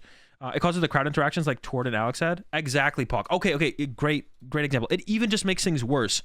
And not just, that hasn't just come up recently with Tord and Alex. When I played against Sander in top 4, going into game 3, I knew my Phoebe was prized because of the crowd's reaction. Like up until that point, I couldn't hear the crowd. But I knew my Phoebe was prized going into game 3 against Sander. And you had the same thing happen with going into game 3, Tord versus Alex. Alex prizes the Vulpix piece. And it's when you're laying out the prize cards, you can theoretically get a feel of where the card is. And you can also know potentially whose card, who has the bigger card prized, right? Maybe Tord prized Double Guard EX. But depending on when the prize cards are being placed and who's placing them as it's being shown, or while you're playing your prize cards, maybe you know that it's not that Tord prize Double Guard EX. Maybe it's that Alex prized a piece of the Vulpix. Or like me, I knew my Phoebe was prized. The crowd reacted. I was like, yep, my Phoebe's prized. Because it was as I was laying out my prize cards. It was as I laid out my first prize card. The crowd reacted. I was like, yep, my Phoebe's prized. I knew my Phoebe was prized. I was like, all right. Whatever. So that's like the second thing that comes up. The first one is it throws off the player's tempo of game and pace of play and what they're regularly used to, which causes incidents like what happened with Rahul at OCIC, where Rahul drew the mulligan before playing out their prize cards. And then also the crowd reactions can affect players knowing what is prized. They need to just like let the players lay out the prize cards and then don't show the prize cards until they're all laid out. Then you go over to the prize cards with the prize cam. If there's a crowd reaction, it's way less impactful because who knows what the prize cards could be on the player side of things. And then you switch over to the gameplay, but don't do it as the players lay out their prize cards. It only can lead to complications with the game that jeopardize the integrity of the competition. And jeopardize the integrity of the competition. What's the last thing I was going to say? Jeopardize the integrity of the competition. But it never leads to like, maybe it's a little bit more hype to see the prize cards getting laid out one by one instead of just like switching over to it and seeing what's prized. But I think that's just as good. It's just if you just see what's prized, like that's a really cool feature to have on the stream, I think, is to be able to see what the player's prized. I think it's great. It's cool information to have as someone watching a stream. But yeah, it's corny that it can be affected like that. Okay, so let's talk about this, because Cameron doesn't have an energy to attach to the Zacian this turn. I'm not as big of a fan of actually grabbing the Zacian, because on the following turn, for Cameron to actually pull off an attack, you need Candy Guardy. I think actually Cameron probably should have got a Greninja to have more draw power to work with, and then if Alex escape ropes, you can push Greninja for the turn, and Cameron still doesn't KO it, whereas you'd push Zacian if Alex has Cram plus escape rope. So actually, I don't like this. The Zacian grab in the game 1 was great from Cameron. I think it's bad here. I think you should just get the Greninja, or just another Ralts to have access to more draw power on the following turn. Or show a replay of the prizes being placed. Yeah, even that V6 would be fine. A replay of the prizes being placed would also be fine. But the other way just jeopardizes integrity of the... I'm actually going to make a note of that. Someone said I should talk about that on the podcast. Yeah, I'm going to make a note of that in our Discord.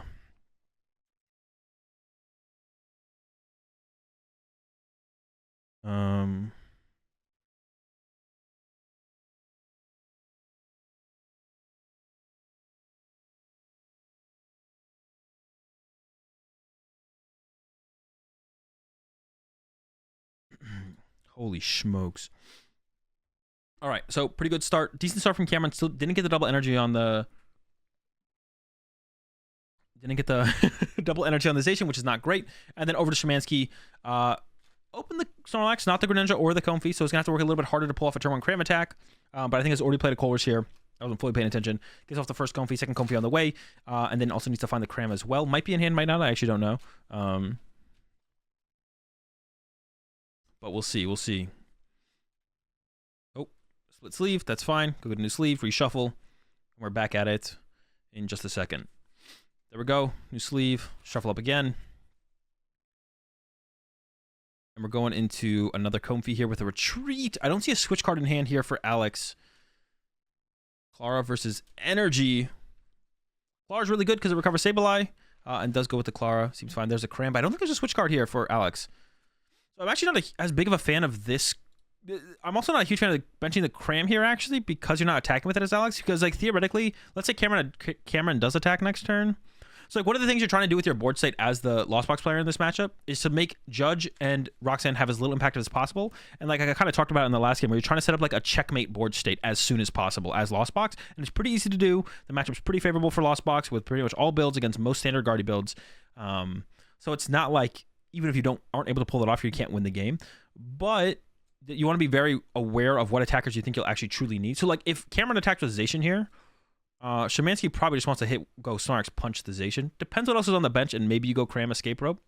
But theoretically, from this point on, I could see Shamansky not using this Cram for the rest of the game, and then it just sitting there eating up a bench space for the rest of the game, which means it's harder to set up one of those checkmate board states. It's hard to get down double Sableye Moltres, all that kind of stuff, right? So I wouldn't hate Shamansky actually holding the Cram here in this situation. I'd be fine with. I think Shamansky probably should hold there. So make do or refinement number 1 happening here for Cameron. Research with double Guardy. You hate to see it. Oh, okay. I thought they were just gonna play the research. I think you just have to wait a turn here as Cameron. Yep, just use Roar of the Sword. It was unlikely you were gonna be able to pull it off anyways. You could, yeah, you just Roar of the Sword here. If you're Cameron here, you just Roar of the Sword. Really wants to play. Oh, okay. So they should be good here. Forgot to get the Judge. Yeah, Luminion's ability, for those of you that don't know, does not shuffle your hand into your deck. There's the Judge, and plays the Judge. And this is fine. It's a cool correction. Like, I like it when I can see things get fixed like this really easily, really simple. The opponent, Alex, is not pushing for some kind of penalty. It is a mistake on Cameron's side. Maybe Cameron gets a warning here for doing that, and that's probably also reasonable. But Alex being, a good sport about it. You love to see it, being like, nope, just go ahead and get your Judge, you're fine. Doesn't try and push for anything else. And no matter what, if the Judge was in the hand or in the deck, it doesn't matter because the Judge is always potentially playable through the Luminion. So Judge gets played, we're good to go. And yeah, we're not going to see any attack this turn from Cameron, unfortunately, which is what you really need in this matchup. Once again, being fast is just important in this matchup, super important. And Alex will end up using this Cram here. So maybe benching the Cram was correct. Like I said, I could see it being not great, but yeah, it's going to end up working out here in the end from Alex. And I guess the tempo of Alex decks is a little bit slower than something like a Turbo Lost Box as well. So maybe Alex just knows you're almost always attacking with a Cram before you attack with like anything else almost all the time. So if Alex just kind of feels like that's how the matchup plays out majority of the time, then just always putting the Cram in play here does make sense from Alex. Because if you feel like you're always using Cram, then you're always using Cram. So may as well just get the Cram set up and go from there. Yeah, they put the hand on top of the deck before even searching the Judge out of the deck with the Luminion. They just put their hand on top. They bench Luminion and then put their hand on top of the deck. All right, Heavy Ball from Alex. Looks like there is multiple options, but takes none of them. There was definitely a Comfy in there. But you don't always, just because you can take something out of your prize cards with Heavy Ball doesn't mean you should. Because just to explain this really fast for some people that don't quite understand it. So you could take the Comfy out of your deck, but now you have a Comfy in your hand, so there's a Comfy in your deck, but you don't want to bench the Comfy in this scenario for Alex. So if you leave the Comfy in the prize cards, you can just take the Heavy Ball and just play the Heavy Ball. It burns the Heavy Ball, which means there's -1 card in your deck, which means if you get Judge or Roxanne later in the game, you have 1 less card in your deck that you don't want to see, as opposed to putting the Comfy in your deck and then not wanting to see that for the rest of the game. Switch card, Sableye, Colress here for Alex. I'm curious to see if Alex actually goes for the KO now, because Alex did take, Boss is interesting there as well. You do want, I feel like KO and Curly is over in this kind of situation is always the best thing to go with. Yeah, it's curious actually. Alex did take, okay, is going with the knock on the active. That's what I wanted to see, but did take the Escape Rope, which is interesting. Is Alex took the Escape Rope over the Switch card, which I thought was interesting there. I feel like the Switch card was probably better to take there. And then I don't even think Alex used Greninja that turn. It should be fine either way, because I think Alex's plan next turn is to use Sableye, so it doesn't really matter what Switch card you have access to. But I thought for a second Alex was going to play the Escape Rope, and I was like, that doesn't seem very good, because I think Cameron would just push up Luminion and then collapse at him and Penny kind of punish you there. But yeah, it does just go with the retreat, knock out on the active, which makes the most sense.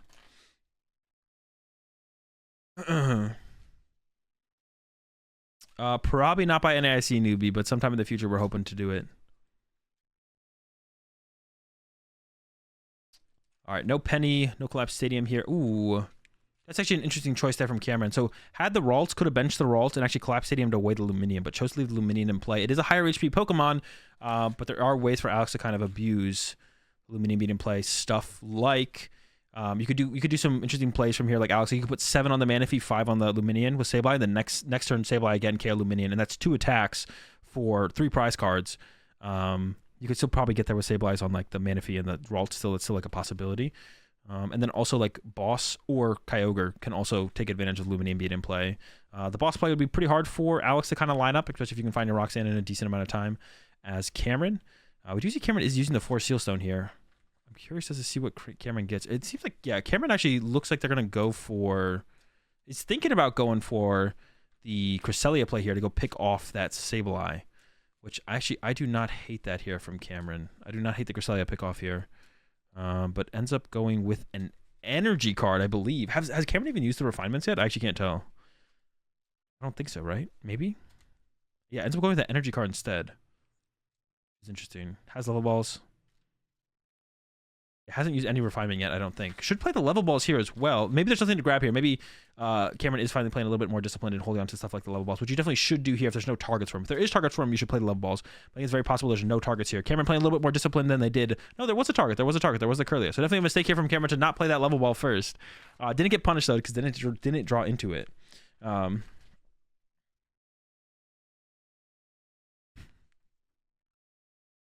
There's the Cresselia off the Ultra Ball. So chose not to get it initially, but maybe Cameron couldn't afford to go get the Cresselia yet because there wasn't enough energy in the discard pile. But there's also not a Guardy EX in play right here. Does Cameron realize that? Did they have one in hand? I don't think they have one in hand. Oh my gosh.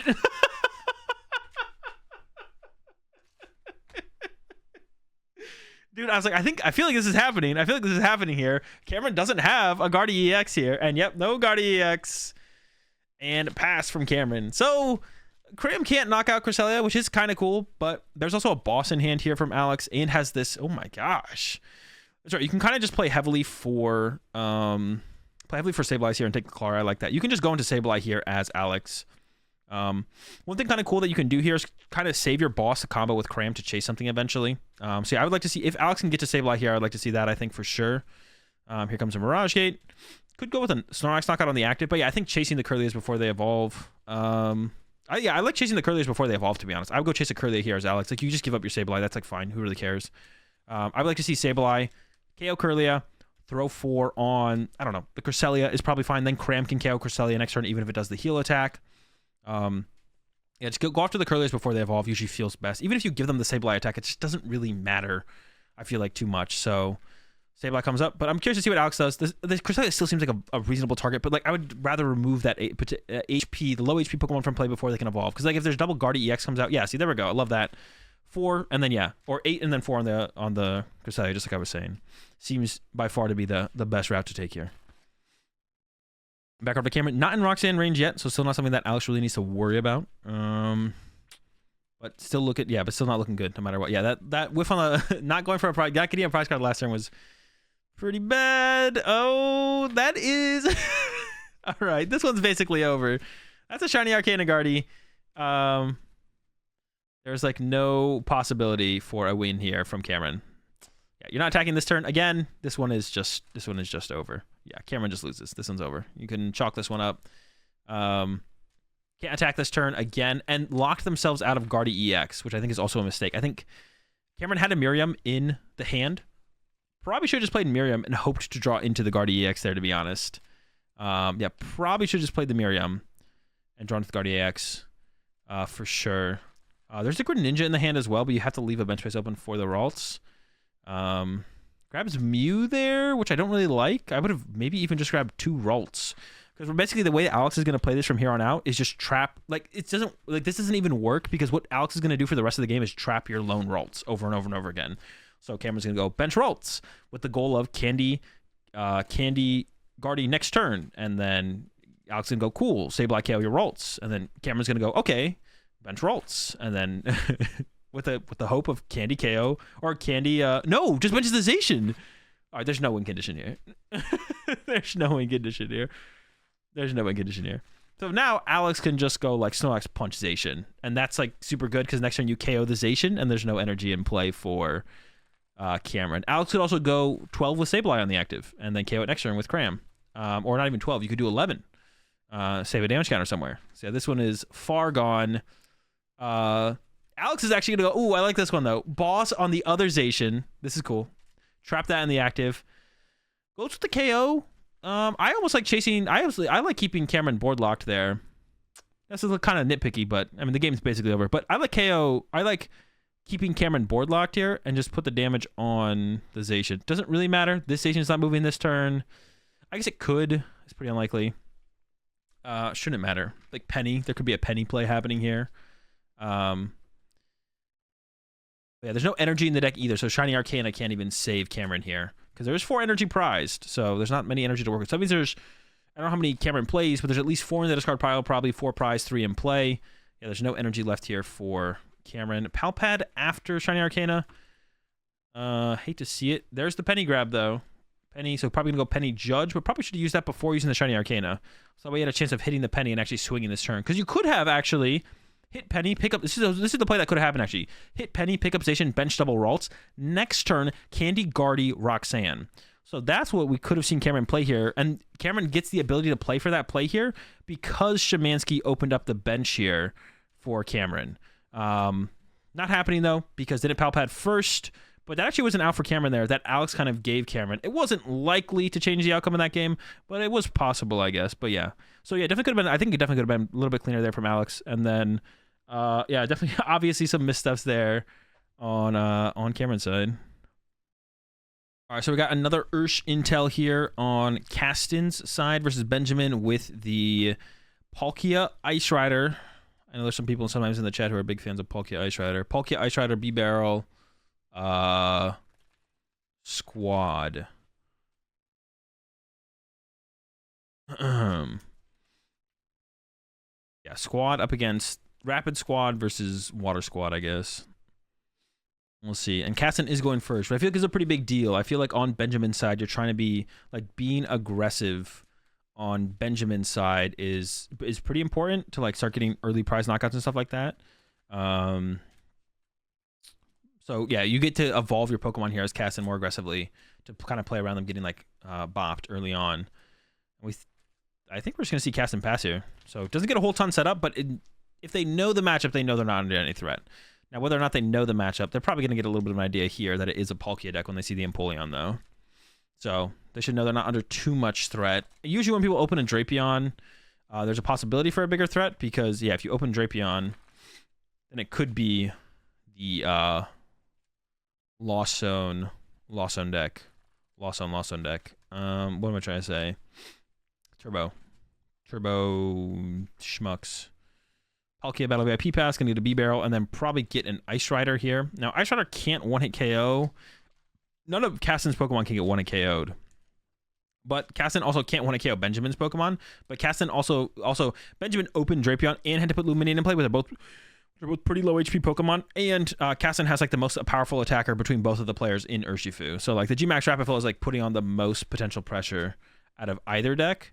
So I definitely think I favor Castin overall in the matchup because you're basically going 2-hit KO back and forth, but Castin has the Rapid Strike Urshifu. And also, because of that, has more access to their opponent's bench with the Rapid Strike Urshifu, which will allow Castin to like pick up a cleaner 6 prize card game, whereas like because you can like KO Bidoof, KO a 3 prizer, KO a 2 prizer, especially with Drapion and Luminine in play, that'll be like that much easier.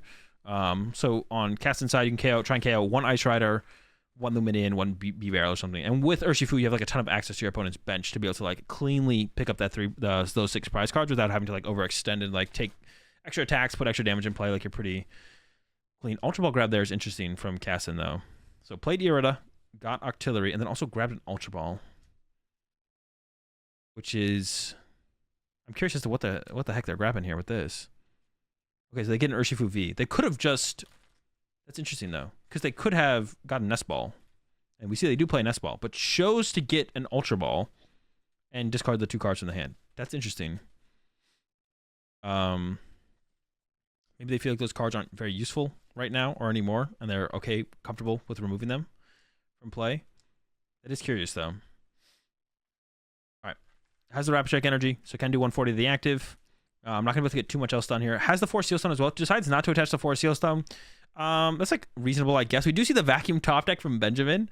So one thing you can like think about here as Castin is like, do you want to make a judgment call on like, what do you think is more likely that Benjamin plays? Obviously, this isn't like a standard deck that you're going up against that you can like kind of draw information off of like what is the average Palkia Ice Rider deck look like.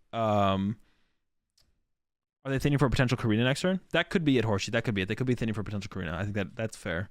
Or if they get judged, I guess they thin those cards out as well. But like the Urshifu is not bad. I don't know what the other card was, but yeah, having the Urshifu VMAX in your deck still is not a bad thing. So from Castin, you can kind of make a judgment call. What do you think is more likely that Benjamin plays? Judge or Vacuum? And Benjamin does play the Vacuum. I don't know if Benjamin plays Judge, but yeah, you don't really have like a baseline to work off with this and be like, oh, this deck never plays Judge or never plays Vacuum, really. So Metacham? Oh, Urshifu and Metacham? Yeah, Metacham biting the dust is never good, I don't think. We do see the Vacuum top deck there from Benjamin, so. There's the Vacuum use, so I'm pretty sure Castin is happy that they did not put the tool card in play in this one. But that's a tough call to make there, because like, if you get judged here, you definitely would want your Force Seal Stone in play. The draw from Benjamin does not look good.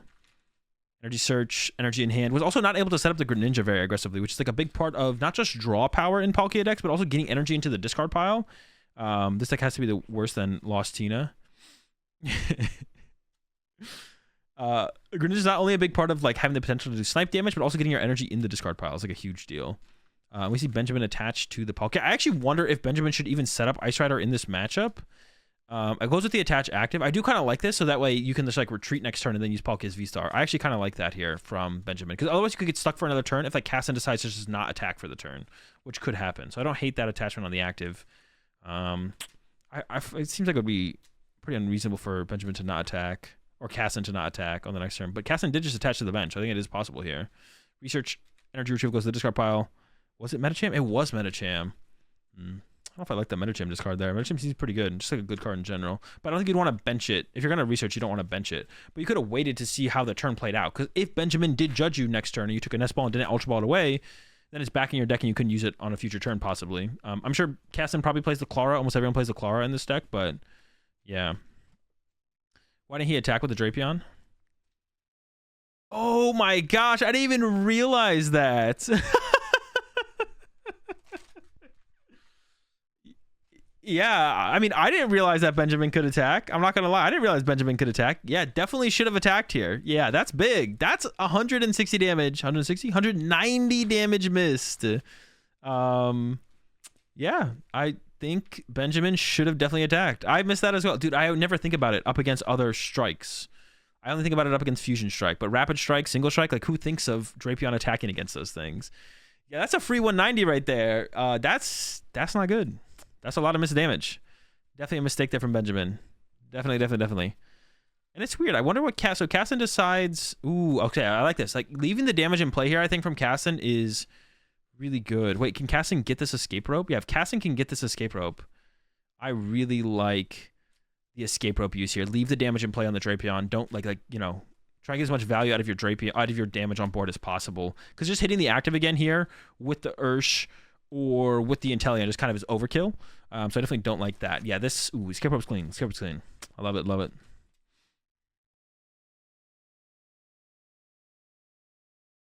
Drapion's attack doesn't say if your opponent has a Mew VMAX in play, it has no attack cost. It feels like that. It definitely doesn't, but it feels like that. One thing you can take away here, like as far as the sequencing thing goes, and this is like not always going to be an impact, but it could be an impact. Castin should have stopped for a second, looked at their hand, thought through their play, used Forest Seal Stone first, took an escape rope, used the escape rope before they play any of the Nest Balls, but instead Castin played double Nest Ball first. Now, this could be because Castin didn't check their prize cards first and was like, well, I maybe prize my escape rope or escape ropes. So I'm going to play Nest Ball first to make sure it's not prize, because I might not want to use Forest Seal Stone ever. But if they didn't know if the escape ropes were prized, they probably should have attached the energy to the active, right? So Yeah, definitely a mistake by Castin to not escape rope first. It's like one of those things that's like minimal, but you never know when it's going to make a difference, right? Because now that you have the Alakazam on the bench and the Inteleon on the bench, maybe Benjamin sends up something different than what they would have sent up before. So always give your opponent as little information as possible before you make your opponent make a decision, basically. Watch the attack with Inteleon. Because Castin knew they wanted to escape rope here. So Castin knew they wanted to use escape rope here to conserve the damage on the Drapion. So because they knew that, they attached to the Urshifu ahead of time. So it's like a really smart play from Castin to attach to the Urshifu, knowing that they were going to go get escape rope off of the Forest Seal Stone for sure.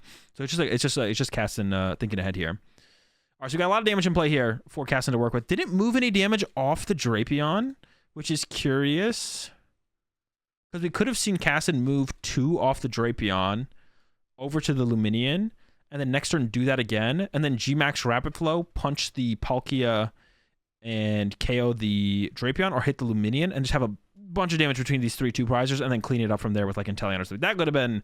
That seems pretty good to me. I think Castin probably should have moved 2 off Drapion over to the Luminion, and made Luminion, Drapion, and the Palkia the 6 prize cards here, because this is just like super clean right now. This is like a super clean setup here, I feel like. But we should have moved some damage off this Drapion as well, for sure, over to Luminion. Because this is like too clean. This is like super clean here for Castin. Or maybe even off the Palkia to back there. But I think we probably have a pretty good indication on Castin's side. I think that this Palkia is the Palkia that it'll have to evolve and attack this turn. Even if though it has the damage on it, it'll probably have to attack this turn. So, and you kind of ignore the B-Barrel and the 3-prizer and just take advantage of this triple 2-prizer setup here that Benjamin has. Also because of Collapse. Yeah, Collapse is a possibility. But I think you could. Oh yeah, that also, it does play around Collapse. I see what you're saying. Yeah, it does. It also plays around Collapsed by moving some damage off now. Moving some damage off now means that the Drapion can't be collapsed away. I don't think Benjamin plays Collapse, but if they do, then it would be able to play around that. I do see an escape rope in the hand here for Benjamin, so Benjamin kind of has a choice of attackers here. But that means you're not hitting this Urshifu, and this Urshifu gets to come back up and punch you again, which is also not good. You appreciate the 42 months there, Mello. Did we already go over you getting curb stomped? We did already take a look at your game. There was definitely some plays that I thought were interesting, and I think you could have. There's definitely some things I would have done differently in your game, so I would say recommend checking it out. I don't know if I was correct on all of them, but some of them I definitely think I was. So I think Benjamin just scooped there, which if Benjamin couldn't attack that turn, then I definitely agree with the scoop. I don't know if Benjamin couldn't attack that turn or not. But yeah, if Benjamin couldn't attack that turn, then I definitely agree with the scoop, because like there's just no way you win from that board state with the Octillery setup and everything. Maybe if Octillery wasn't set up, and then you could Roxanne them at some point. Prize cards, let's take a look at them. Nothing important prized on either side. It's whatever. The Claw is like the most important prize card probably here out of all of them for Castin, and it is in the first 2 prize cards, so they'll definitely see it. The Escape Rope, if they only play 1, could be a pretty big deal, but I think this deck usually plays 2 Escape Ropes, so... All right, Benjamin gets to go first here, and this time, wait. Hold up, am I tripping? Oh, it's a Trekking Shoes. I literally thought Benjamin just used Greninja twice. Opens the Greninja, which is huge to get going, and get energy in discard pile, and threaten stuff. So love to see that. Has the energy attachment for turn as well. And I would like to see Benjamin go for the KO on the Octillery. Octillery is so important in Castin's deck. So Benjamin going like turn 2 attack with Greninja, set up a Urshifu to get KO'd, because Urshifu is probably the bigger threat than the Inteleon, while also KOing the Remoraid, I think is exactly what Benjamin wants to do here. And I would maybe like to see Castin avoid benching Remoraid on this first turn of the game, and not bench the Remoraid down. So that way Benjamin can't go for that line of play. Avoid that line of play, and then bench it after the V-Star power has been used from the Palkia. But yeah, we didn't see an attachment for turn there from Benjamin. I definitely don't like that, especially if you want to potentially use the Greninja. The Greninja seems like such a powerful attacker in this matchup. Even if you don't go for the route where you chase Remoraid, you can still like punch 2 Vs that become VMAXs, or 2 VMAXs after their VMAXs, and then that's 2 effective 2-hit KOs from the Greninja, because Ice Rider 2-hit KOs VMAXs, Palkia 2-hit KOs VMAXs, nothing 1-hit KOs them. So Greninja's like the perfect way to set up 2. It's like 2 attacks in 1 on the Greninja in that scenario. So even like maybe going after VMAX instead, but not attaching for turn, I don't really like that, because like it makes it that much harder to efficiently use Greninja and then get into other attackers after that. So I think we definitely should have seen an attachment from turn here from Benjamin to the active, and throw that down there, unless their only draw power in hand is through concealed cards. If the only draw power in hand is through concealed cards, then I'm fine with holding the energy. But if it's not, I definitely want to see the attachments for turn come down turn to turn, because that's something I noticed with playing Palkia in this format, is like getting your energy attachments off turn to turn is a pretty big deal in this deck.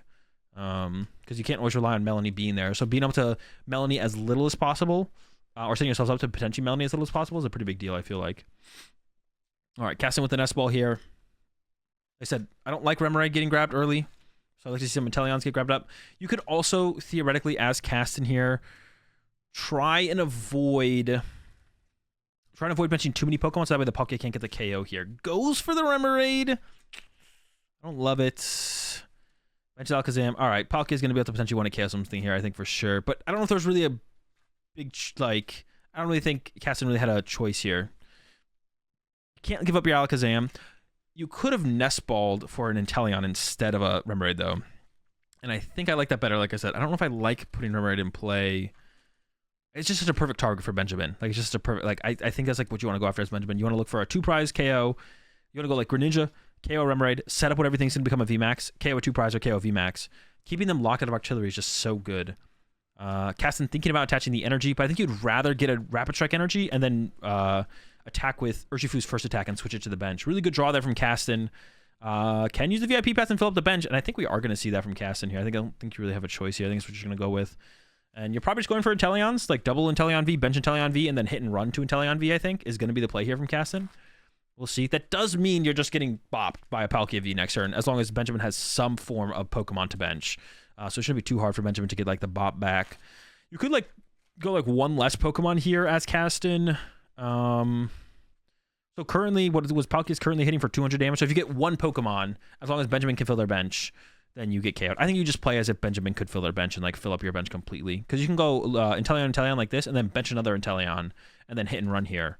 I would like to see the last Inteleon bench here, I think, from Castin. Yeah, hit and run to an Inteleon. Yeah, so, I don't know. Not benching that Inteleon is interesting because I guess you had the Tower of Waters in play as well, actually. I missed that. So you could have always just retreated as Castin here. Not benching the other Inteleon is interesting. I don't know. I feel like you just know something on your board's getting KO'd next turn as Castin. Like, something's getting KO'd here as Castin. What it is I'm not too sure. The one thing I guess you can argue here for Castin is if you know Benjamin probably wants to go for the Greninja play, punch your Urshifu, punch your Remoraid, then Castin actually discarded a Inteleon VMAX, so maybe kind of hanging an Inteleon V in play, just kind of unevolvable, which means that lines up really well for Benjamin to chase that plus the Urshifu for your last 6. You could also just not bench the not evolve the Urshifu at that point as well, though. Would be a argument against that. But by not benching that Inteleon, now Benjamin goes after your Inteleon V and KOs that for turn. You can't evolve double Inteleon VMAX next turn. But to be honest, you probably want Benjamin to KO your Inteleon V instead of going after your Remoraid. There's also an argument here for Benjamin to KO the Inteleon V instead of going with the Greninja play, because then you can always clean up the Alakazam or the Octillery itself later on and just KO those instead. So there's always an argument for that, to go that route instead. The hand here for Benjamin, that's a lot of B doofage in the hand, it looks like. Start with the concealed cards. Love to see it. Another energy to the hand. Energy active. Luminion. I think that Bidoof was in the hand last turn and Benjamin just chose not to play it. I don't really like Luminion coming down here. I'm not a big fan of this play here from Benjamin. Yeah, I don't like Luminion coming down here at all. But we'll see what the play is. Looks like they're going for the boss. No, Irida. I take it back. Boss was lined up initially, but goes with Irida. Ice Rider V and something else. So I'm curious to see if does Benjamin take the knockout on the active or go for the play that I mentioned. Like I said, I feel like limiting their artillery is really, really good. Looks like he topped it. Okay, that's possible, yeah. I don't know if I like benching it then, though, right? I don't know if I like benching the Bidoof. That's like a lot of easy... The B-Barrel, the Greninja, and the Bidoof are just like easy prize cards for Castin. And then KO 1 3-prizer, possibly. Or even KOing 2 of them and 2 prizers is still pretty good. So yeah, the question here is, like, what does Benjamin do? You could go with the retreat and then just kind of slap the Inteleon. Like I said, I don't hate that. But then you lose value from your Greninja if you go that route. Your Greninja attack later on becomes way worse, and your opponent gets access to Octillery, and you don't have a great way to remove the Remoraid from play after that. Looks like Benjamin is going to go the Remoraid KO route. Like I said, that one seems best to me. Like, I feel like Octillery is super important in Castin's deck to try and set up. We'll see, though. This last energy, I don't know. Goes to the Palkia. Could have been better on the Ice Rider. That one I'm not too sure about, to be honest. Remoraid, Ursh. Like I said, this makes the most sense to me.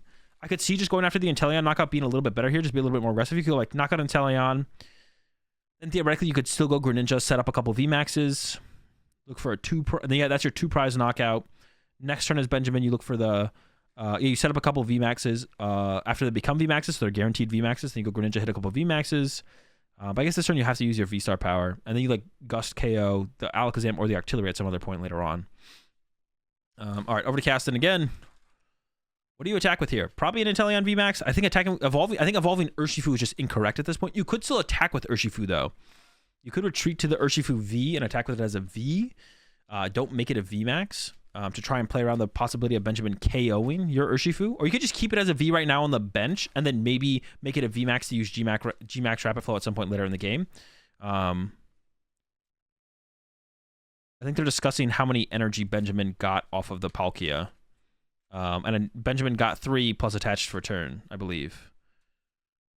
I think this is the correct amount of energy Benjamin should have in play. Yeah, 3 to the Greninja, 1 to the Palkia. Chillin'. Okay, cool. Back over to Castin. So yeah, Castin could just leave the Urshifu V as a V, and if Benjamin really wants to go out of their way to chase it, you might just be comfortable with that. You could also attack with it as a V to do 150 damage, but not put a 3-prizer on your active. But I think actually in this, I don't know actually. In this board state, it feels like attacking with Inteleon VMAX is actually pretty good. Because it's like a different 3-prizer that Benjamin has to work through, and then you could still evolve the Urshifu VMAX to a 3-prizer as well, and make them work a little bit harder, it feels like. Like if Castin can evolve Inteleon, and the Urshifu VMAX, you're kind of making Benjamin work as hard as possible. Also, hitting this Greninja this turn as Castin, I don't think is great either, but I don't know if like Castin can get around it. Maybe you do attack with Urshifu and just like knock out... You knock out Greninja plus B-Barrel or double B-Barrel? I'm kind of on the double B-Barrel train because...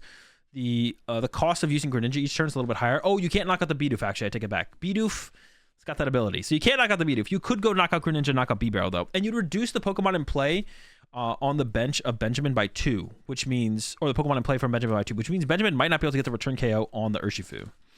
Yeah, you might not be able to get the return KO on the Urshifu here. Which would be pretty good.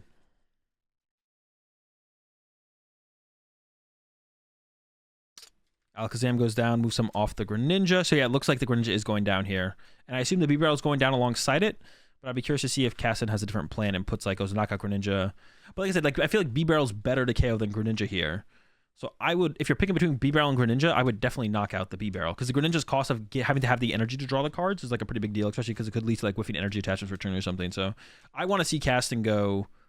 If you're going to knock out the Greninja here, which it looks like they're committed to because they did the Alakazam damage, then I also want to see the B-Barrel go down as well. I'm curious to see if like Castin has like a different idea and like snipes the Palkia possibly and sets that up. Look to their hand. I don't know how much I don't even know if they played a supported this or not. Okay, to the Ursh. Doesn't have the evolve for the Inteleon V. So next turn for Benjamin, if Benjamin can KO the Inteleon V off the bench before it evolves, I think that's the target for Benjamin. KO the Inteleon V and then try and KO the Urshifu on the following turn. So if I was Benjamin, that's the line I'm looking for, I think, as of right now. See, Castin swings. Doesn't know. So Castin's not sure what they're doing. Let's see. Was thinking about, I think, targeted or was thinking about targeting the Palkia.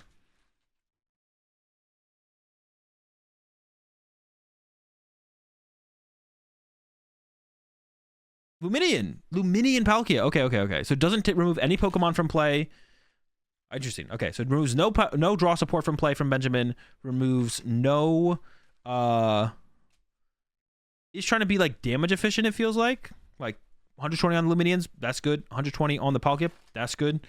So it's still damage efficient because your 4 prizes theoretically come from Greninja, B-Barrel, Luminian, Palkia. I don't know. I don't love that though. It doesn't feel great. I don't know. So like I was saying for Benjamin though, if Benjamin can KO the Inteleon V here before it evolves, I think that's a pretty good look here for Benjamin. Yeah, if Benjamin can go KO on the Inteleon, I think that's probably a pretty good look here for Benjamin. Before it evolves, KO that, and then KO the Urshifu to close out the game. Because I think Benjamin plays like 4 cross switchers and double boss, so decent amount of gust effects in the deck to be able to pull it off. So it's definitely doable. You will lose your Palkia though, theoretically next turn, so you would need another attacker. So like theoretically this turn, oh wow. Well, Benjamin's hoping to hit Benjamin was hoping to hit Melanie. There it is. Okay, that felt a little risky. If there was no Melanie hit there, Benjamin was kind of screwed. Path to the Peak as well is pretty good here because I think that's 2 stadiums gone for Castin. And then it goes for the KO on the active. So this, like I said, this does open up the opportunity for the Inteleon to evolve now. Now there's now you're not just kind of a gust effect plus attack away from winning as Benjamin. If the Inteleon evolves. It does have to evolve.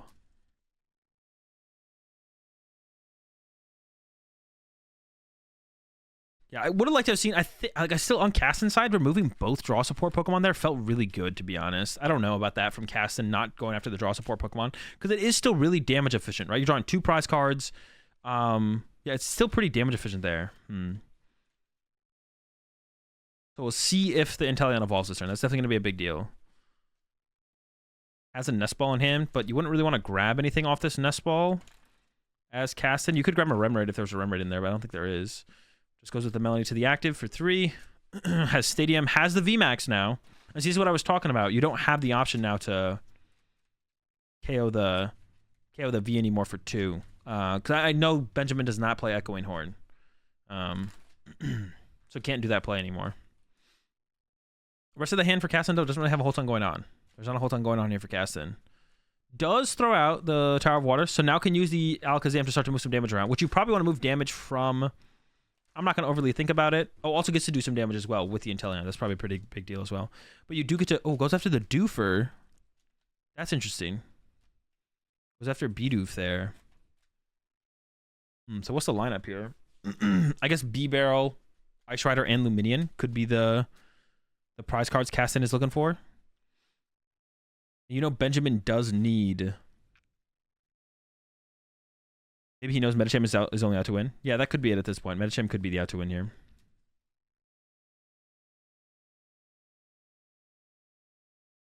Okay, there we go. 140. Benjamin needs... Path to the Peak would be pretty good here. Immediate Ditches is going to go grab probably second B-Barrel. That does protect it from the Bidoof getting the KO.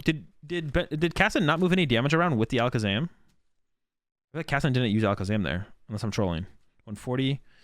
260, 140. Yeah, I don't think Castin used Alakazam there, but it felt like it would have been good to put more damage on the Bidoof there. All right, check and choose. Needs a Melanie here or to attack with Palkia from Benjamin. Theoretically, you could attack with Palkia. V-Star.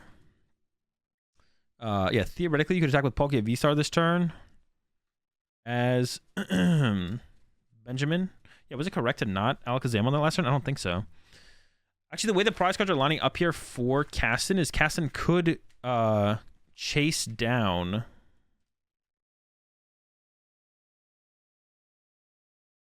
Castin could chase down the Ice Rider, the B-Barrel, and the Luminion as the prize cards. But then we should have seen some damage moved from the Palkia to the Ice Rider, I believe. I think that would make the most sense. There's the Vacuum and the Horse, so going to get rid of the Tower of Waters. I don't know if that was the worst card in the hand, though. That might have been. Now we're going to see Palkia punch on the Inteleon on the bench. And looking for a 2-hit KO here from Benjamin. And then Castin on this next turn can loop Luminion. Yeah, Castin can loop Luminion next turn. I don't know if Castin has enough Urshifu pieces left, though. But it is possible. Castin needs a lot here, though. So there's the punch, 1 gust effect away from winning on Castin's side. Castin also needs... sheesh. Castin also needs to move this Inteleon. But if you just knock out the active Palkia, it's possible Benjamin can't knock you out and doesn't have, like... Benjamin would need, like, Melanie plus... Okay, and there's a concede. Yeah, I don't know if there's a way for... Because, well, if you could get the knockout on the active Palkia, Benjamin would need... With the bench Inteleon, Benjamin would need Melanie plus double cross switcher after using double cross switcher, right?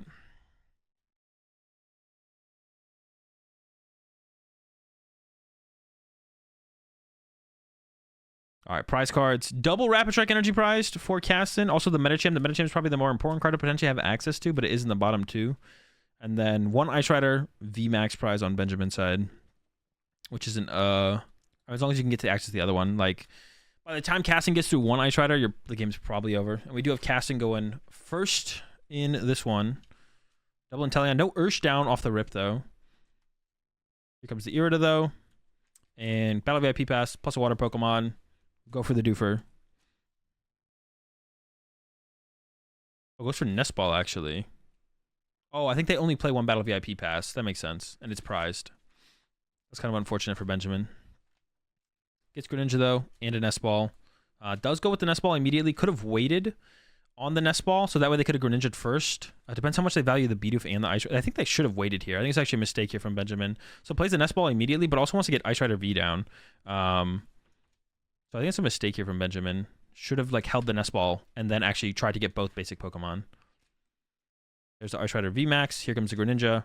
But now we might whiff the Ice Rider. Drew it at the end there, but should have held the nest ball because then you could have drawn the Bidoof and the nest ball for the Ice Rider V. So that's definitely a sequencing error there from Benjamin. Also, don't want to whiff energy attachment for turn, I don't think. So I would attach active. If Benjamin can attach active here, I think you should probably attach active. Maybe you attach to the Ice Rider V because you do play a decent amount of switch cards in the deck here as Benjamin. So that way you could like maybe not use your V-Star power. You could like double cross switch or KO a V off the bench as Benjamin. So maybe attach to the bench Ice Rider V. I would definitely attach here though because you have an Ultra Ball in hand for the B Barrel. Yeah, I would definitely would have. I don't like the not. Benjamin keeps not attaching energy. I don't really like that. I think I would attach there to the Ice Rider for sure. So that way you need like less. You can potentially get more out from lesser because you have the Ultra Ball in hand and the Ice Rider V Max. So the Ultra Ball gets B Barrel. Draw B Barrel. Just like an extra energy in play feels pretty good. And then hopefully you would see an energy off of the B Barrel draw. I don't know. All right. Castin will be able to safely get out the Octillery, which is big. Has the Alakazam in hand. Has an Irida in hand. Goes for the Irida. I think we'll probably see an Ultra Ball and an Octillery grab, or an Ultra Ball and a V Max grab.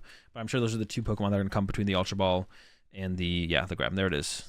So the question is, do you get the Octillery and the Ultra Ball, or the V Max and the Ultra Ball, which doesn't matter, I don't think. And then probably going to grab. Looks like they're already lining up the energy grab as well. So not a huge turn here happening from Castin. So yeah, Octillery plus Ultra Ball.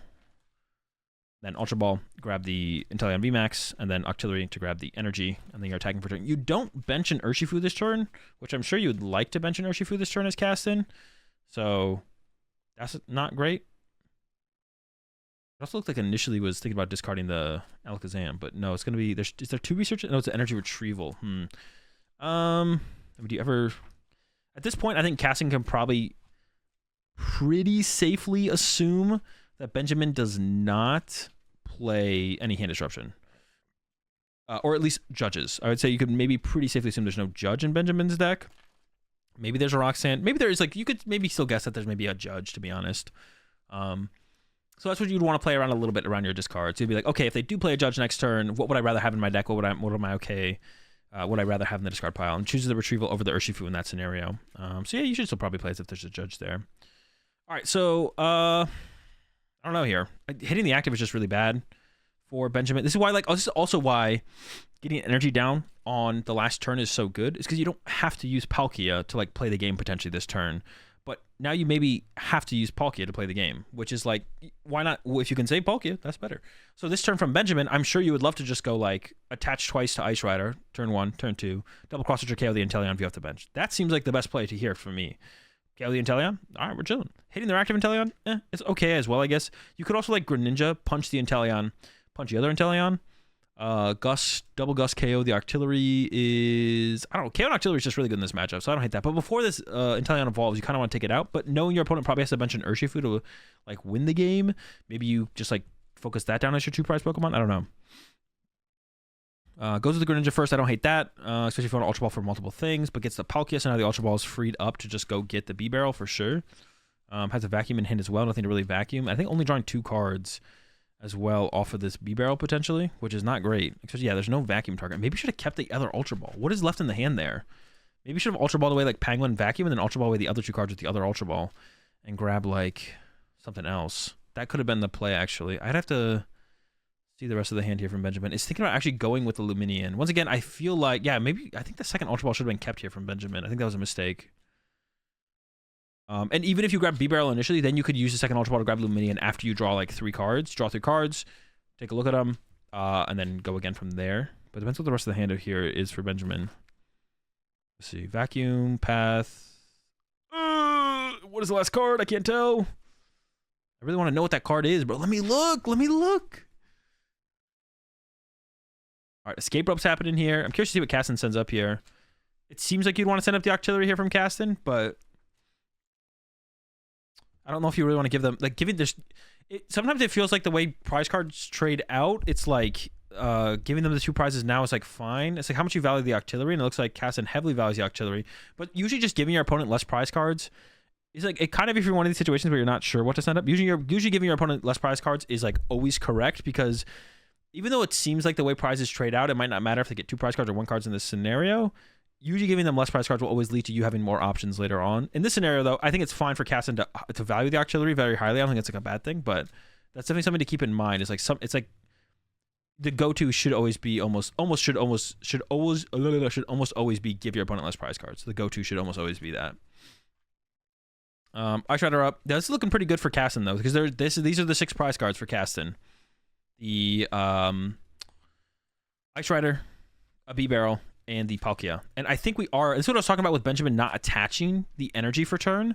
Now Benjamin is like forced to use Palkia's V-Star power, which means you don't have the option of Greninja. You don't have the option to set up like a big attacker out of nowhere in the late game.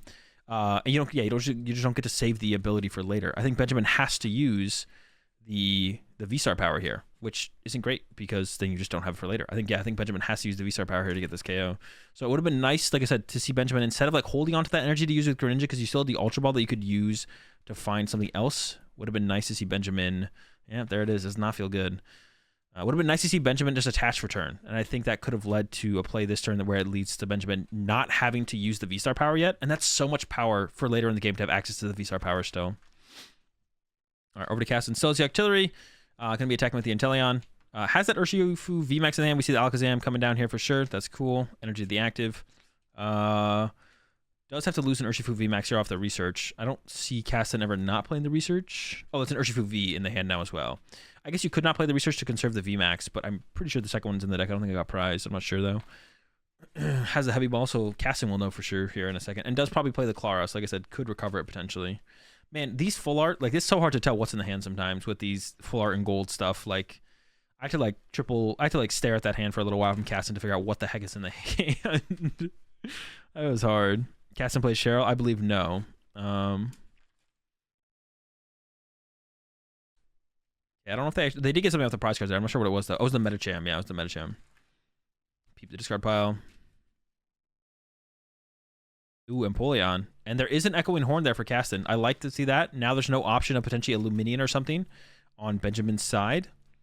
Also, Benjamin didn't play the Paths of the Peak last turn, which I think maybe would have been the correct play to have played Paths of the Peak last turn from Benjamin, because it shuts off a lot of options there from Castin. Alakazam and the Double Gunner on the Inteleon. Possibly Luminion as well, which usually a lot of the Urshifu Inteleons play. Yeah, usually a lot of the Urshifu Inteleons do play Luminion. So Path last turn from Benjamin, I kind of like the idea of it. You maybe want to try and hold it to combo with Roxanne, which Benjamin does play, but I wouldn't have hated to see it, to be honest. And here comes the Double Gunner. Boom. So what do we hit here? The prizes line up best with active Palkia B-Barrel. So, but does hit this other Palkia here, which is interesting. Yeah, so puts it on B-Barrel, but then moves it to the active with the Alakazam immediately. Love to see it. And then, yeah. So I was pretty sure that damage was going to be moved up pretty much no matter what at some point. But I think that, so like right here, yeah, I'm pretty sure Castin should have actually gone with this 20 being on this Palkia. I think that's actually correct there.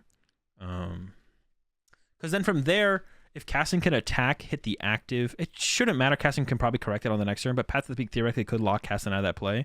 Because then Castin can move, she could have moved this 20 could be here to 160 plus a snipe 120. If you hit this one more time with Inteleon, you go Yoga Loop the active, and then Urshifu KO, B-Barrel KO, Palkia. So yeah, I think Castin should have moved that damage over. Because theoretically, Path of the Peak from here on out could like lock you out. And if Benjamin plays Judge, like I was saying, it could make it hard for Castin to deal with that. Now on Benjamin's side, 4 prize cards left. You probably want to KO Urshifu here, I think, as Benjamin. This is why, like, it was, I don't know.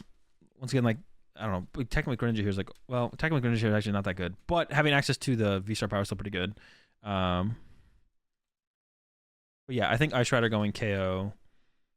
Urshifu is, yeah, you don't really want him to use G-Max Rapid Flow next turn, which they definitely could do with Melanie. So I think you are looking for Gust KO on Urshifu here as Benjamin. But then how you get your next 2 prize card actually does become pretty tough. There's like, you can just like chase like Octillery and Alakazam, I guess, at that point. That'd be like your go-to.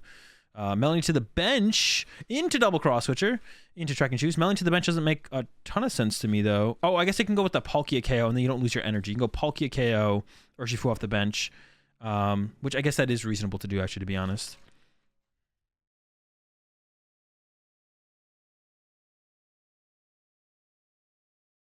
I assume that's what we're going to see here. There's the attach to the Palkia.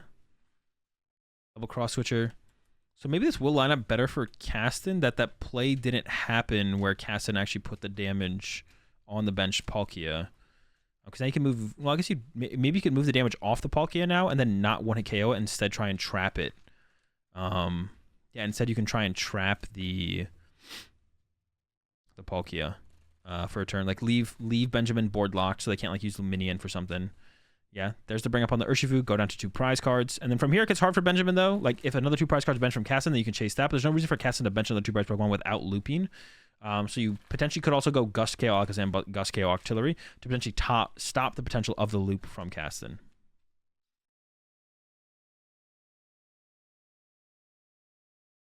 The Greninja use, hasn't used that. There's the Roxanne in the hand now, though. So if Castin draws 3 prize cards on this turn, then it would be done. But I think what we're going to see Castin do is play for that loop here. I think we're going to see Castin go attach. So we could see a Castin go... I guess Castin could just KO this Palkia, and that's probably fine, though, right? Isn't it fine for Castin to KO this Palkia here? I feel like it's fine for Castin to KO this Palkia here. As well, missing the misplay of having a baby, too. Yeah, it's like +1. Married with a baby, bro. Like, there's no way... Can't compete anymore. Washed. So what does Castin do? Because yeah, you have the play basically set up here as Castin, because Benjamin does not play Judge. But do you go for KO on the active, or do you move the damage off? You could. So what you can do here as Castin, you can move the 2 damage off the active. Does that matter though? Yeah. You move the 2 damage off the active Palkia to the benched Ice Rider VMAX, and then you punch the active. It doesn't get KO'd. Next turn, you Yoga Loop the active, bench Urshifu in the same turn, attach an energy to or Melanie to the Urshifu if you can, and then the turn after that, you move the 2 damage from the Palkia to the Ice Rider, and you go G-Max Rapid Flow, KO B-Barrel, and then KO the... So it actually works out that Castin didn't move that damage over to the Palkia, actually. It probably would have been fine, though, if Castin had KO'd this Palkia, though. I think if Castin had KO'd the Palkia this turn, that doesn't hurt the chances, right? No, it does. Yeah, you definitely hurt your chances. Yeah. No, you have to not KO the Palkia this turn. No, you have to not KO the Palkia here, yeah. Holds the 4 Seal Stone, because you don't want to get that, let that get vacuumed away. And then knockout on, or not knockout on the Palkia, set up on the Palkia. So now on this turn for Benjamin should go. Actually, it's not a guarantee. So the last thing Castin could have is, so Benjamin should go KO Octillery or KO Alakazam here. Because you want to, as long as you have enough Gust effects left to do that as Benjamin, you should go KO, because like 2 KO in the active doesn't really change anything. 2 KO in the active is the same thing as going Gust KO. So if you can Gust KO, that reduces the win conditions here for Castin. Oh, but gets rid of their own Path to the Peak. Okay, I don't like that. Because you could have gone to KO Octillery, put Path to the Peak in play, and then that locks out the Alakazam here from Castin. So 180, 120, 120. There could still be a double gunner from Castin, but Path would lock that out as well. But I don't know if the Gust is in the hand there for Benjamin or not. Goes for Palkia and Ultra Ball. Falls to Palkia, plays Ultra Ball. I did see 1 cross switcher in the hand. So if you have the second cross switcher here from Benjamin, it does work. And I think ideally you'd want to leave the Ice Rider in the active so it couldn't get double gunnered. So as Benjamin, you could go put Ice Rider on the active so it can't get double gunnered, plus KO Octillery, put Path in play. I guess it's like the same thing. Or you could KO Alakazam, put Path in play. That's like the same thing as well. But it's in the active, so you can't get double gunnered. So KO Alakazam, put Path in play. Because then even if they can double gunner, it would only hit the bench Pokemon and not hit the active Ice Rider. But KO and Octillery also is also, like, you should definitely KO one of them with the Ice Rider here, ideally, as Benjamin. You go Ice Rider, probably Ice Rider, KO Octillery, but then you also want to put the Path in play from Benjamin, but you discarded the Path with the vacuum there. I don't know if Benjamin could have tried to hold on to the Path there at all, though. Like, you had to thin out the hand there to draw with B-Barrel, it looked like, from Benjamin. So if you had to do that, then that's fine to have gotten rid of it, I guess. You don't really have a choice there. But yeah, I think definitely should go double cross switcher over the KO on the bench here. Because hitting the Inteleon basically does nothing. You don't reduce Castin's win conditions at all by hitting the active, as long as you can double guest. As long as you can double gust. But they maybe can't do it because they don't have the... They have a switch in hand. So they have double cross switch or switch here. Yeah, they have a switch in hand. So they can't do it with the Ice Rider, but they could attack with the Palkia here with one of the bench Pokemon. Yeah, they have double cross switch or switch. So they could have KO'd one of the bench Pokemon with Palkia here. Okay, so I think that means Castin does just have game in hand then. Has the energy, has the Metachamp, needs to... has the Stadium as well. So even if one of the bench Pokemon had gotten KO'd here, Castin still might have won. The only thing is that the Alakazam does need to be used here to move the damage over to the Ice Rider from the Palkia. So it's possible without that, maybe Castin didn't have the double gunner. But if Castin has the double gunner, then it would have been fine. Yeah, then it wouldn't matter. But Castin doesn't have the double gunner in hand right now, but does have the 4 Seal Stone, which maybe would have just been enough there anyways, to be honest. So I think no matter what, Castin had game here. I am on 1.5 times speed. Yeah, here's the play, and this is where it's gonna happen. It'll happen eventually. Castin's just making sure they have everything they possibly need. Doesn't want to mess up. So off of this, I think they can Ultra Ball for the Urshifu. Yeah, it doesn't matter. They have like +1 out. I think they actually literally don't need the 4 Seal Stone to make this play happen. I literally think they don't even need to use the 4 Seal Stone to make this play happen. Yeah. So I don't think Benjamin could have ever stopped this play from happening, to be honest.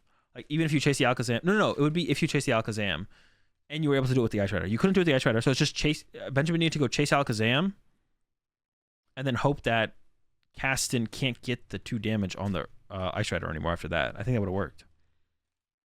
Italian doesn't play Cheryl anymore? Usually not, no. There's the damage move over. Here comes the Yoga Loop on the active. You loop the active, and then next turn you go Urshifu KO, Ice Rider KO, B-Barrel, and that's the game. Yeah, really cool play by Castin in the end to close it. Big fan. So it doesn't matter what Benjamin sends up here. I guess you would always send up Empoleon, theoretically. Empoleon seems like the best thing to always send up there. I don't know. And then there's the Urshifu. Okay, yeah. So Benjamin could have KO'd the Alakazam, right? And if Benjamin KOs Alakazam there, I actually think it's possible for Castin to whiff. But you would also, on Benjamin's side, you would also need to be able to go Gust again next turn KO Octillery. So if Benjamin didn't have that play, then it wouldn't work. Also, Benjamin should have tried to get Path to the Peak in play there. I don't know if it was possible, and it didn't matter because Castin did have the Stadium in hand, but you don't know. You don't know he has got the Stadium in hand, so you should have tried to try and keep Path to the Peak around. I don't know if Benjamin could have there though, because you need to draw some kind of cards. You need to draw some kind of cards off B-Barrel.